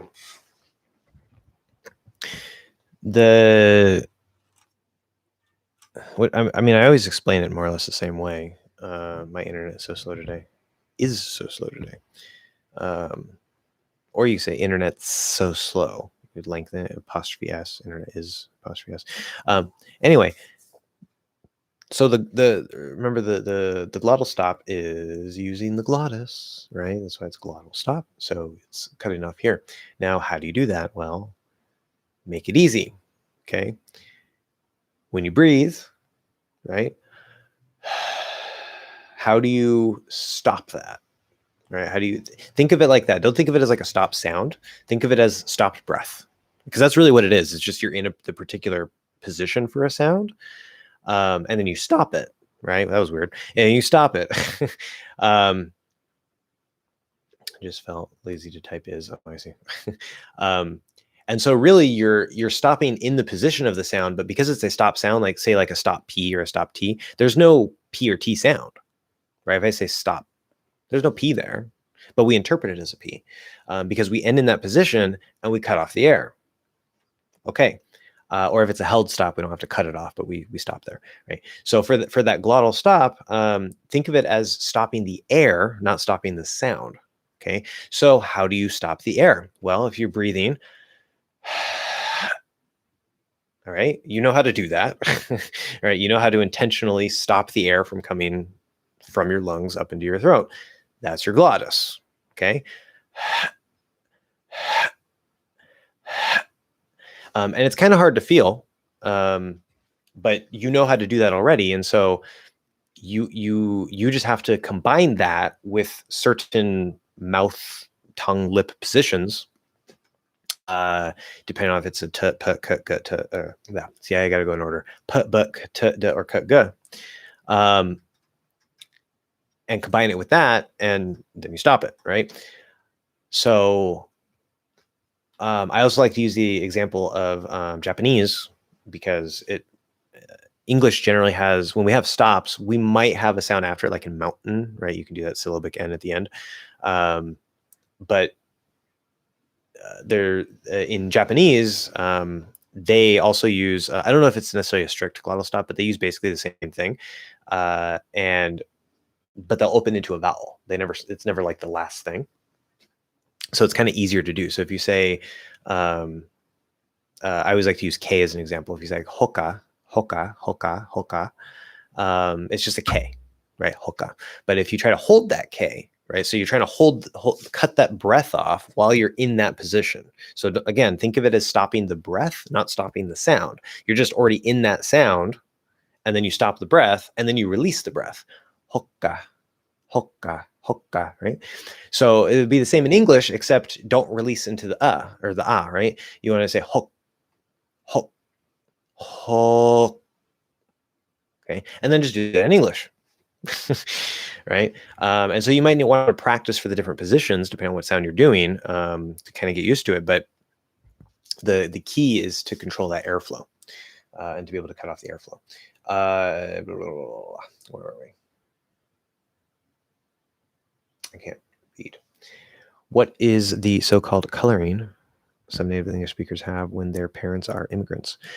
I don't know. Actually, I don't know the term for that. I like to call it sort of like a coloring, but there's probably a specific term for that. I really don't know, because I don't care. So I never looked it up. And I never, if I came across that in some of the linguistics classes I took, I don't remember if it had a term. So I don't know. I'm sure it does, because it would be useful to have a term to refer to that. But yeah, that's a thing that exists. Sadly, not at the moment. See, now he Chameleon. I don't know if it's he or she. Chameleon retracted their message. Now I don't know what this is referring to. Or maybe that was referring to the previous question, living in an English-speaking country. Probably. Okay. Anyway, just felt blah. Okay, let's. Okay, how do you reduce didn't in fast speech? In fast speech, it's actually because there's depending on the exact speed and amount of enunciation you use, there's like probably like 6 different ways to do this. But in fast speech, the easiest way to do it, to reduce it, is actually to drop the second D.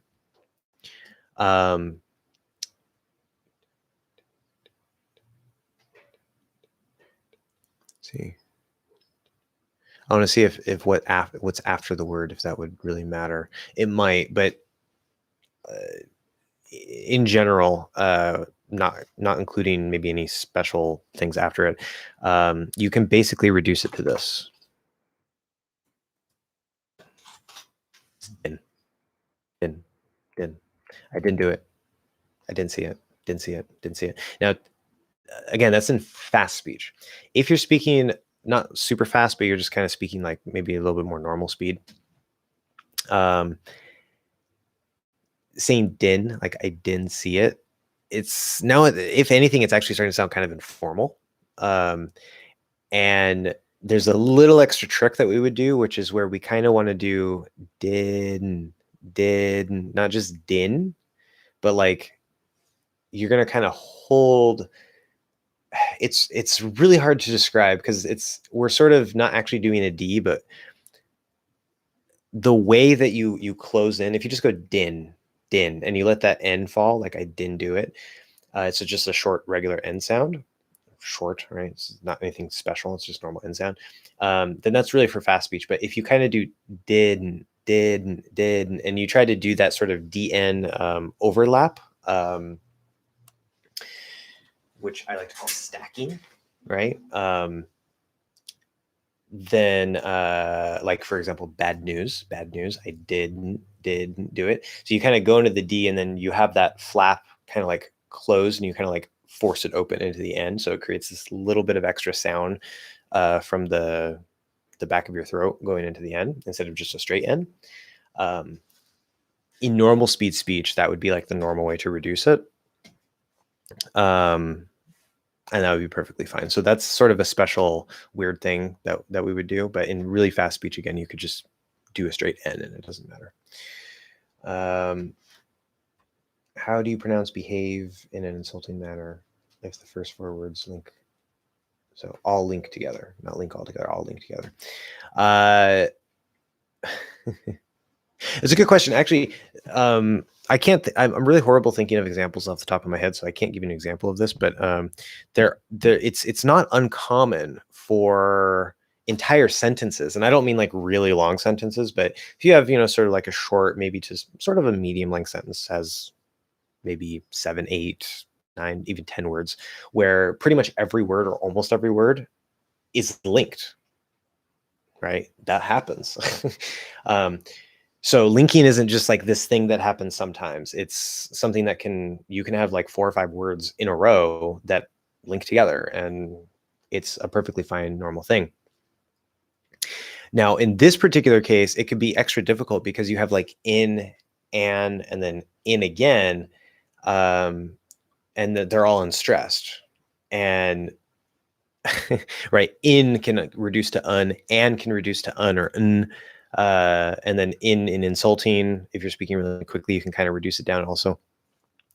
So this is something that when natives are speaking, if we're speaking like too fast, you might hear us say something like behaving and insulting, behaving, and we actually just don't open up into the, like, you just hear this no, like we're trying to like modulate the voice a little bit, and it's not clear. And sometimes we'll speak too fast when we have a lot of these little words that are linked like that with say the end sound.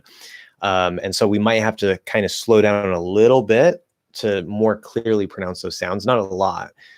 So if I were to say this in just sort of a normal manner, if I say, don't behave in an insulting manner, don't behave in an insulting manner. So in and I'm basically saying in.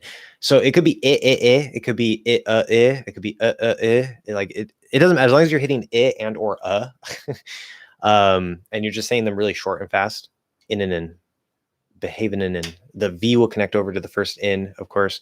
Behaving and behaving and insulting, behaving and insulting, behaving and insulting. So you're almost kind of just like repeating in and insulting, and it's perfectly fine. So there you go. In that case, that's how that would work.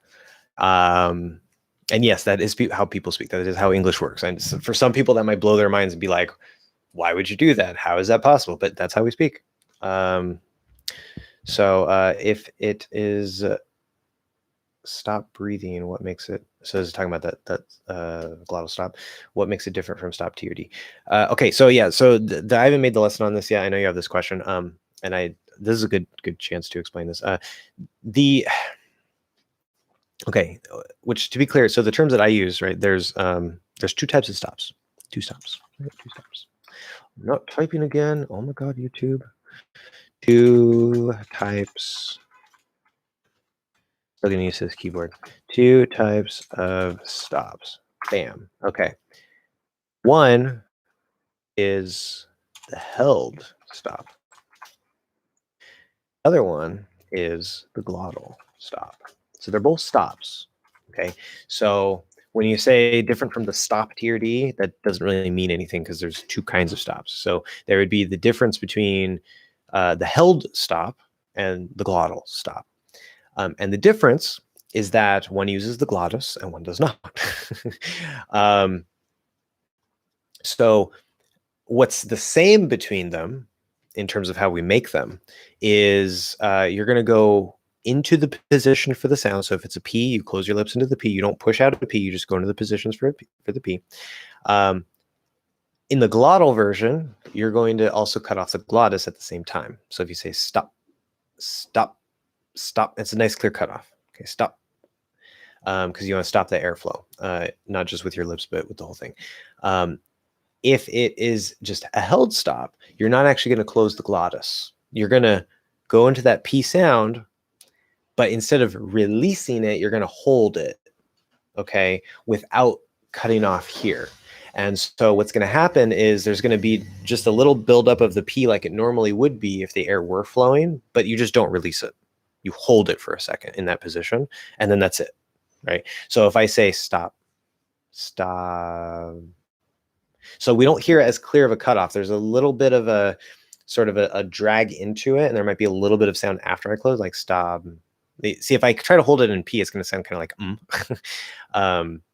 but it doesn't have a sharp cutoff from here. Stop, stop. It's lighter. It's sort of like a light stop. You can think of it as, where a glottal stop would be like a strong stop, right?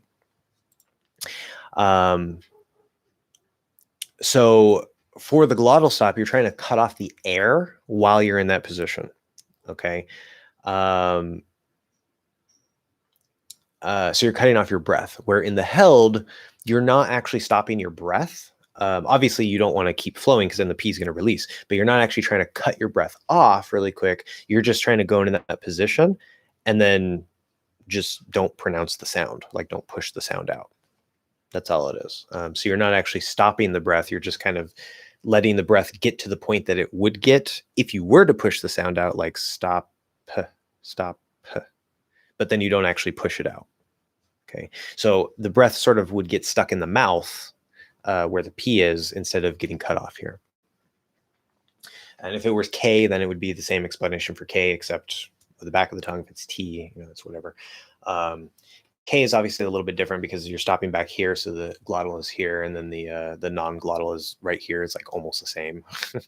And then, of course, there's the special case where with the T, if you're doing a glottal stop T, you can go into the position for T and cut off, or you can just cut off. That's the one sound where you have to go into the position of the stop consonant. If you just cut it off, we're going to interpret it as a stop T. If you cut off the glottis. So that's a special one. Anyway, okay, which of the 4 seasons is your favorite? I know this might be an odd question to ask California. Actually, my answer would be an odd answer because I'm Californian, or from California. I don't really think of myself as a Californian, but I am from California. So my favorite season is winter. And I really hate Southern California. There are a couple of reasons why I'm living here right now. I won't be living here in the future. I much prefer to be in the mountains with the snow and the pine trees and the nature and just the awesomeness of the mountains. Cold, the thinner air is kind of nice because it's cleaner air, right? It's just amazing. Yes, especially all the trees. I love trees. I love forest. So, and I love snow. So I'd much rather be in the mountains in the winter where it's snowing. In fact, one of my, this is going to be like a weird dream to have, but one of my dreams is like, not dream as in like, you know, when you sleep, other meaning of dream is I want to be snowed in, which in English, to be snowed in is where you have so much snow that it blocks your door and you can't get out and you have to like dig yourself out. I think that would be amazing. Obviously, experiencing that more than once, like if that were a regular thing, I would hate that, but just once in my life, I want to be snowed in. Obviously not to the point where I die. I want to have food in my house and, you know, be able to survive through it. But if I could just wake up one morning, open my door and a bunch of snow comes in, I want to have that experience once in my life. Like that would just be so great. Anyway, I'm weird. I know. Could the rather in rather than be reduced to rather or rather in fast speech? Good question. Rather than that, rather than that. So rather than that, so rather than that, so rather than that. Yes, both of them. Perfectly fine. Not a problem. In the other day, does the D flap? Yeah, no. That's my answer. No. That's a yes and a no at the same time, I guess. No. So I've kind of thought about this D at the start because the D at the start of a stressed syllable is not supposed to flap. But I've actually kind of been trying to pay attention to that and like a little more closely. Because there's still things that I'm observing, like as a native, like there's all kinds of little tiny details that you know, sometimes you guys have pointed out. I'm like, oh yeah, that exists. Because I'm just not conscious of it. But if you're speaking, say it's more normal speed or definitely slower speed, more enunciated, then no, you do not want to flap the D in this case because it's a D at the start of a stressed syllable. So you don't want to say the other day, like it just doesn't work. You say the other day. It's a nice clear duh, duh. If you're speaking really fast, the other day, the other day, the other day, the other day, right? Or even that R is really light, right? I'm probably likely to do that light TH into a light R and then just try to, so it's like, then yes, in really fast speech, possible. But we also know that fast speech, especially really fast speech, starts to break things. Because in order to speak that fast, we have to, you know, try to make things lighter, less clear, right? All this stuff. And there's a certain point where it's just not clear anymore. So there's an upper limit to that. But yeah, in really, really fast speech, things that shouldn't happen, even in like, say, normal speed fast speech or in normal speed fast, but like say in regular fast or especially normal speed, when you get really fast, some of those things will start to break. So there's really a scale, right? There's like the nice, clear, perfect enunciated way. Then there's normal speech, which isn't super enunciated, but things work pretty much the way that they're supposed to work. They're just faster, maybe a little bit lazy, right? It's okay. It's not super clearly enunciated. And then there's fast speed where things kind of start to break down, but it's not super, super fast. You know, it's like, yeah, it's okay. And then when you hit really fast speed where people are just like, you know, like the other day I went to the store. Right. Most people don't speak quite that fast, but some chunks might come out that fast from regular speakers on a very commonly on a regular basis. Like this is a nice, good little chunk that might come out really fast like that. And so in those cases, you could break the strong D into a flap D. It is possible, but it's not supposed to happen. So only in really fast speech. That would be the answer. And can the R in the other day disappear if you were kind of mumbling and running the words together? The other day. the other day, the other day, the other day, the other day, the other day, the other day, some the other day, some the other day, the other day.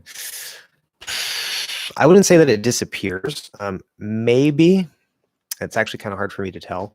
Maybe you can reduce it to a schwa, and it'll sound kind of British, like other, right? Which obviously we wouldn't do it like that if we're speaking normally, because that's not American English. But if you're speaking really fast, you can maybe reduce the R into an and then flap that D. That actually makes it easier to flap the D, because instead of going like right, you just go the d. So it sounds like the day, right? Like the day, the day, the day, the day. So it sounds very close to that. It might still be a little bit of that R, but anyway, right, these are the fringe edges of weird things that happen and start to break down in really fast speech. So yes, the answer would basically be yes. It can kind of disappear or whatever, but those are extreme cases. We don't really care too much about that. If you're a very advanced speaker, you already have a really good solid pronunciation, and you want to just like be able to speak really, really fast, the way that like some natives do sometimes, then that becomes more of a useful question. But for most people, like natives don't even have to speak that fast. So it's definitely something that you don't really have to care about. Is there a word you can use either glottal stop or stop T or D? So like an example word? Oh yeah, say for example what? Yeah, okay. So for the T, yeah, because I was talking about P, right? So if I do what, most commonly, especially in the word what, is very, very common, provided that there's nothing for it to link, because remember that'll change it, right? It's very dynamic. So if I say like what is, it becomes a flap D. You could still keep it as a stop, what is it? But we're probably going to flap it into a D. But if I say what, okay, this is a really common one where I won't even bring the tongue up into the T position, just glottal. What, not what. You could do that too, right? But I'm still doing glottal. Now, if I try to just hold that, I say what. So I'm not actually closing here. I'm just getting that position. And it's hard to do it slow, because if I try to like extend it and allow you to try to hear it, then you'll start hearing an N after, like one, right? Because it has to stop. It's called a stop. Right? It's not supposed to be an N. The N would be when you hold through the nose. So it's hard to show clearly what that held stop is like, because it doesn't have that clear cutoff. But when to use the stop or when to use the glottal versus the held, generally it doesn't particularly matter. There are cases where we're much more likely to use the glottal versus the held, and vice versa. But in a lot of cases, it kind of depends on. Remember, it's a range. So the glottal T would be like a strong stop, like a clearer stop. So it's closer to clearly enunciated on that scale. So strong T, weak T. Flap D is the second weak T. And then the stops, right, there would be the glottal stop T, which would be nice, good, strong cutoff. And then there's the held T, which would be not so strong and clearly cut off. So it's like less enunciated stop. And then a dropped T would be the end of the scale. So depending on how you're speaking, how clearly, how fast you're speaking, again, provided there's just nothing after it to actually change it into like a flapped D or something like that. If you're actually going to stop it, then you may use one or the other depending.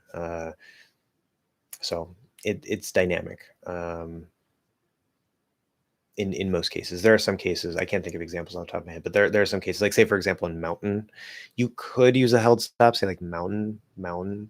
It's kind of just sounds more like just like an N. It's actually an overlap or a stacking of T and N. But we're much more commonly going to do a glottal there, mountain.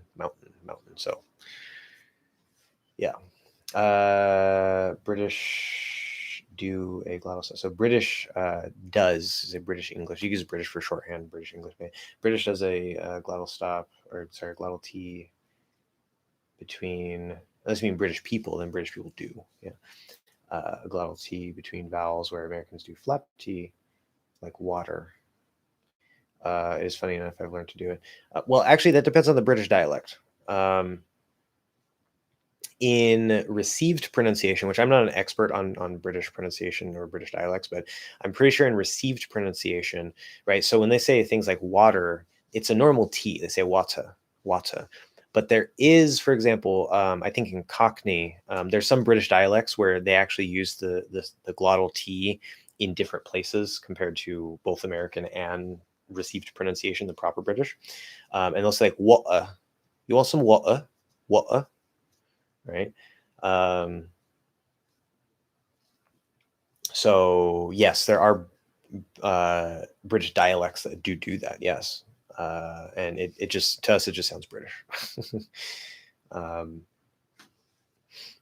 But okay, nice shirt, by the way. Thank you. Go to Canada, Montreal. Why? Is Doctor Who in Canada? Yeah, you can't even see the whole shirt. This is the best part of the shirt, but it's actually it says Doctor Who and the Daleks.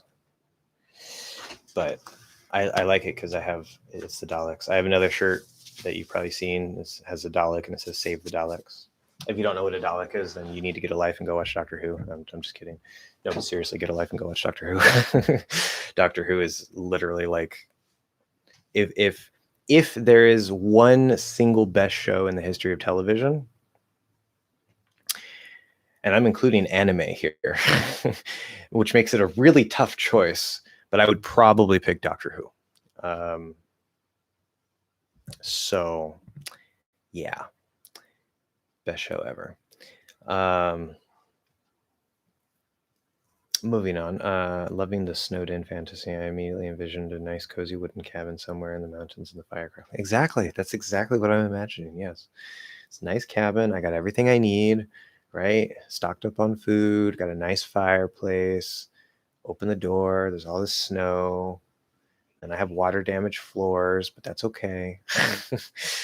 You know, dig myself out, get the snow out of the house, then come back in, take a break, and then go figure out what's going on. Of course, the power is probably going to be out, right? So, which is kind of nice in a way, but probably won't have a lot of communications with the radio and stuff like that. It's actually really not a good situation,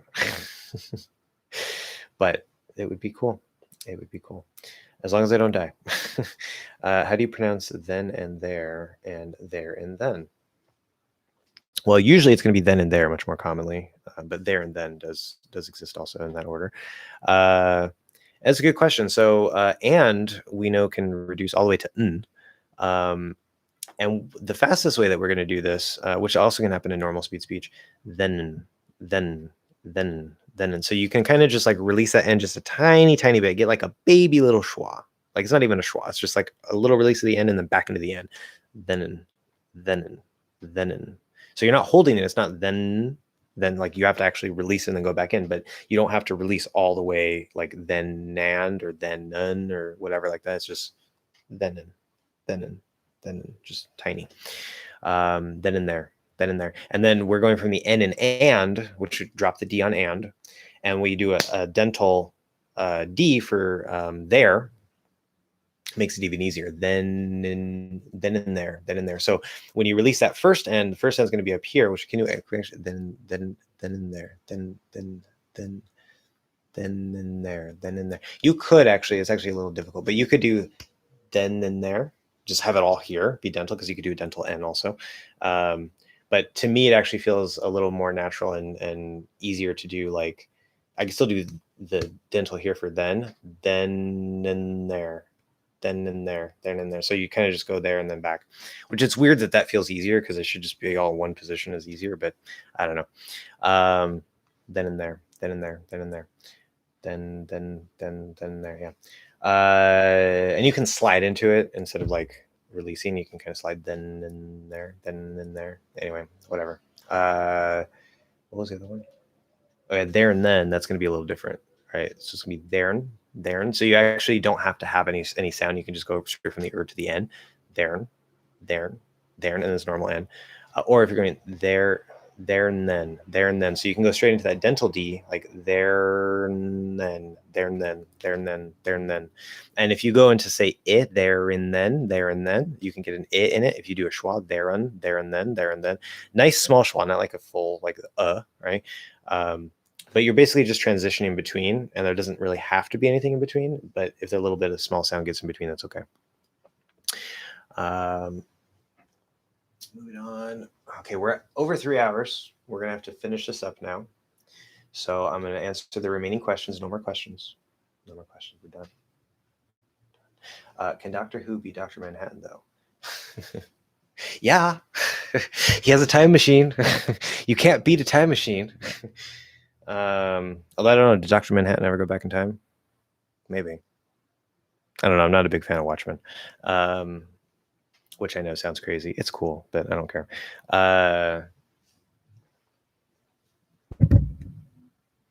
Besides, he's the Doctor.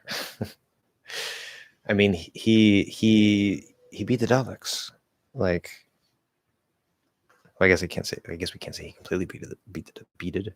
We can't say he completely beat the Daleks because, obviously they're still around and trying to exterminate the universe. But still, I don't know. He's a very human character. Like Dr. Manhattan is like Dr. Manhattan. He's like a freak science project, right? I guess, I mean, yeah, there's humanity to it. It's like, this, that, whatever. But like Doctor Who is like really like lots of feels, lots of humanity going on. And it's just like, but yes.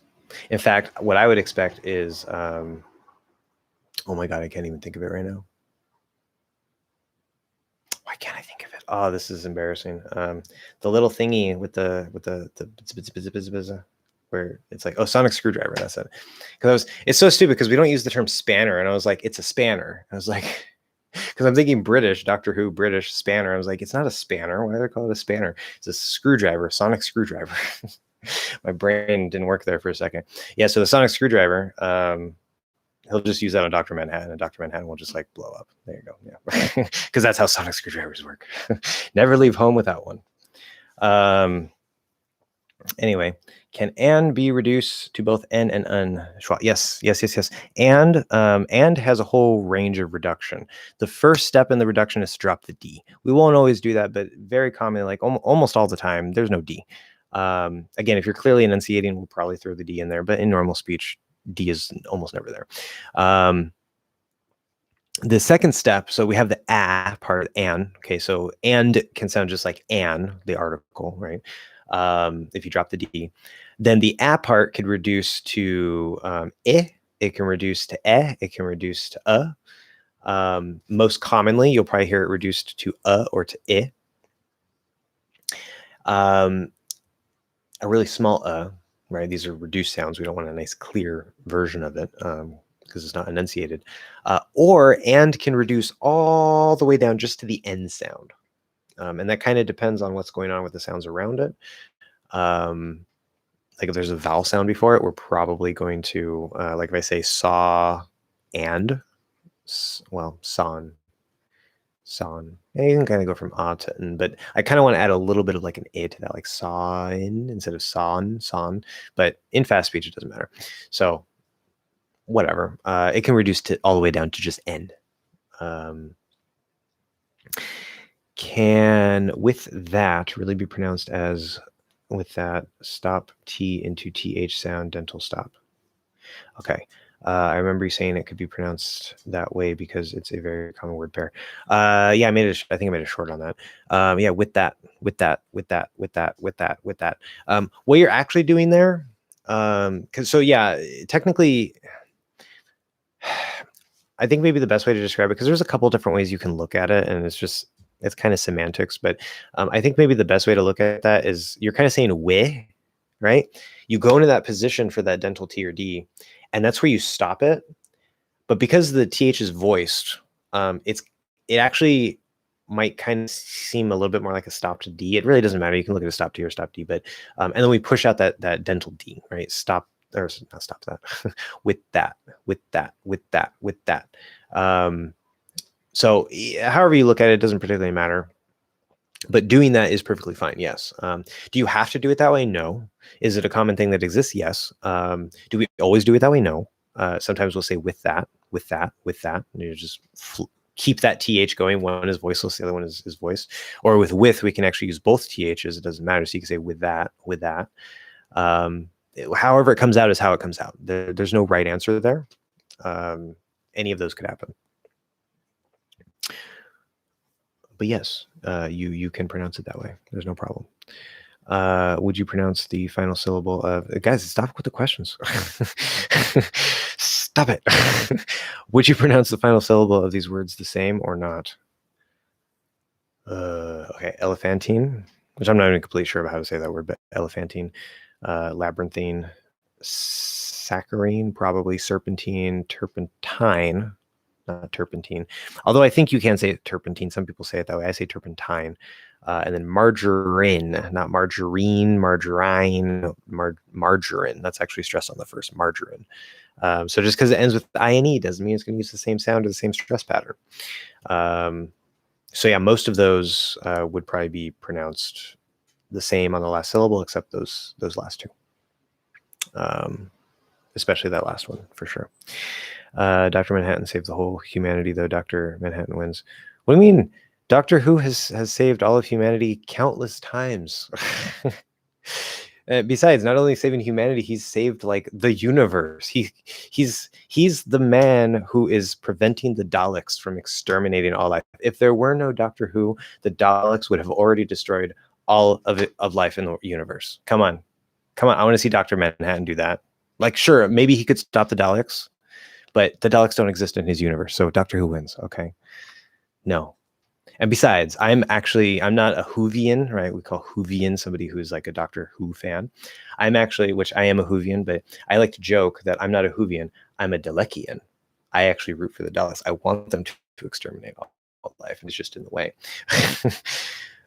Which is why I like shirts like this, because there's the Daleks. But anyway, that's just because I have a twisted, dark sense of humor and want everything to die. Moving on, can the sentence cat in, knit and be pronounced with a glottal stop?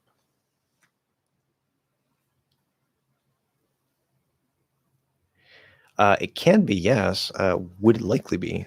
So if I say like the cat in the box or the cat in the hat, that's, I don't know if you've heard of that, but that's a famous children's book in English, The Cat in the Hat. We will commonly actually stop that T. Now, T going to a vowel, right? Usually that's going to trigger into a flap. It doesn't have to be a flap, but that's the single most common thing that will happen like most of the time. Cat in, the cat in the box, the cat in the hat. Okay. And you could say it that way too, the cat in the hat. But you can also use a stop. As I said, guys, it's dynamic. It's dynamic. There's not just one right answer. Because normally cat, right, we would have a stop T there. Now, can you also pronounce the T? You could enunciate, say cat, right? A little weak T there. There's no problem. Likely it's going to stop. Now that there's a vowel after it, we also have the option to flap, which now becomes the most likely thing to do. But that doesn't mean we can't do the other things. So I could say cat in and really clearly enunciate everything and separate it out. Not likely, possible. I could say cat in, stop the T. Not as likely, but still perfectly possible. Or I can flap that D. Same thing with knit. So if I say, I don't know, like knit and... I don't even know what sentence that would go in, but here and is probably going to be reduced to like in, maybe un. So I'll just say in, knittin, knittin, knittin. You could actually go all the way to n, really. Knittin, knittin. Almost sounds like kitten, kitten, knittin, knittin, except we're starting with an n instead of a k. Perfectly fine. Or I can say knittin, knittin, knittin, right? So I'm going to knit and sew, knit and sew, knit and sew, flap D, very common, perfectly fine. Or you can even more enunciate a nice clear D, not very likely, possible, knit and, knit. You can say knit in, but if you're enunciating and you still keep and reduced, now it's going to sound like maybe you're saying in instead of and. So that would probably also unreduce to and, knit and. See, that's part of the dynamic nature of it. It doesn't just affect the T, that we're clearly enunciating the T.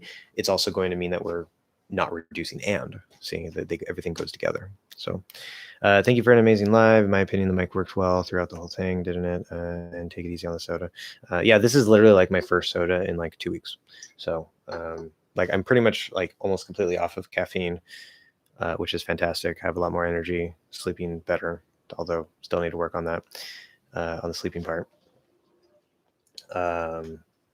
And yeah, anyway, moving on. Yeah, so you're welcome. Oops, they're not sentences. I meant word pairs. Yeah, whatever. I got what you meant. Fair enough. Doctor Who's meant exactly. Good, bro. Hello, Ali Arif. Ali Arif. I don't know, but yes. However, I'm probably saying your name very poorly. But yes. Thank you for the amazing live again. No problem. Nice voice too. Yeah, I get that a lot. I hate my voice. I really do.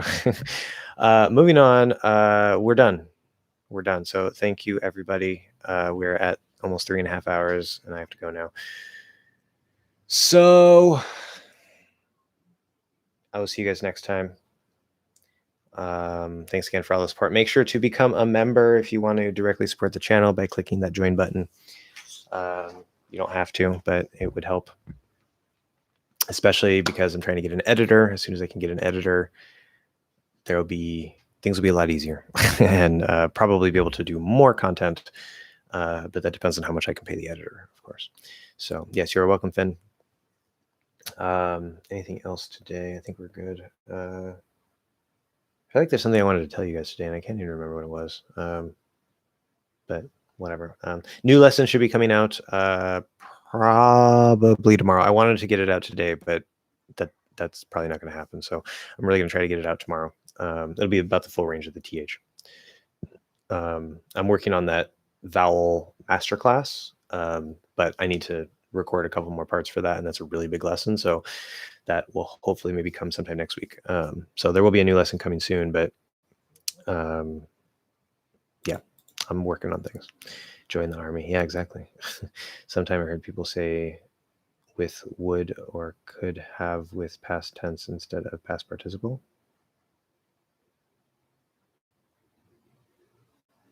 Would or could have. I'm not sure exactly what you mean there.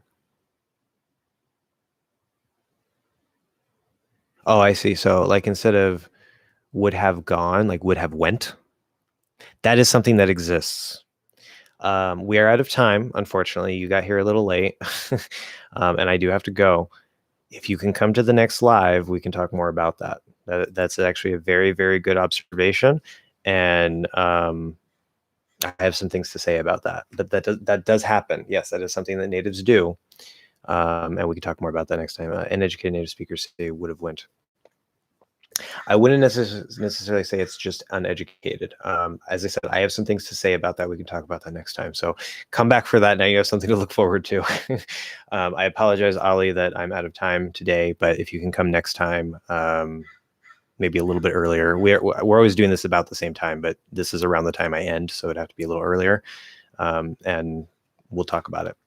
If I was versus if I were, that's another similar issue. We can also talk about that as well, except that is about a grammar rule that is almost completely changed, rather than something that's wrong.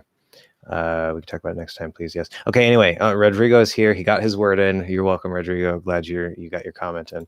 Nice to see you. Anyway, thank you guys very much. I will see you next time.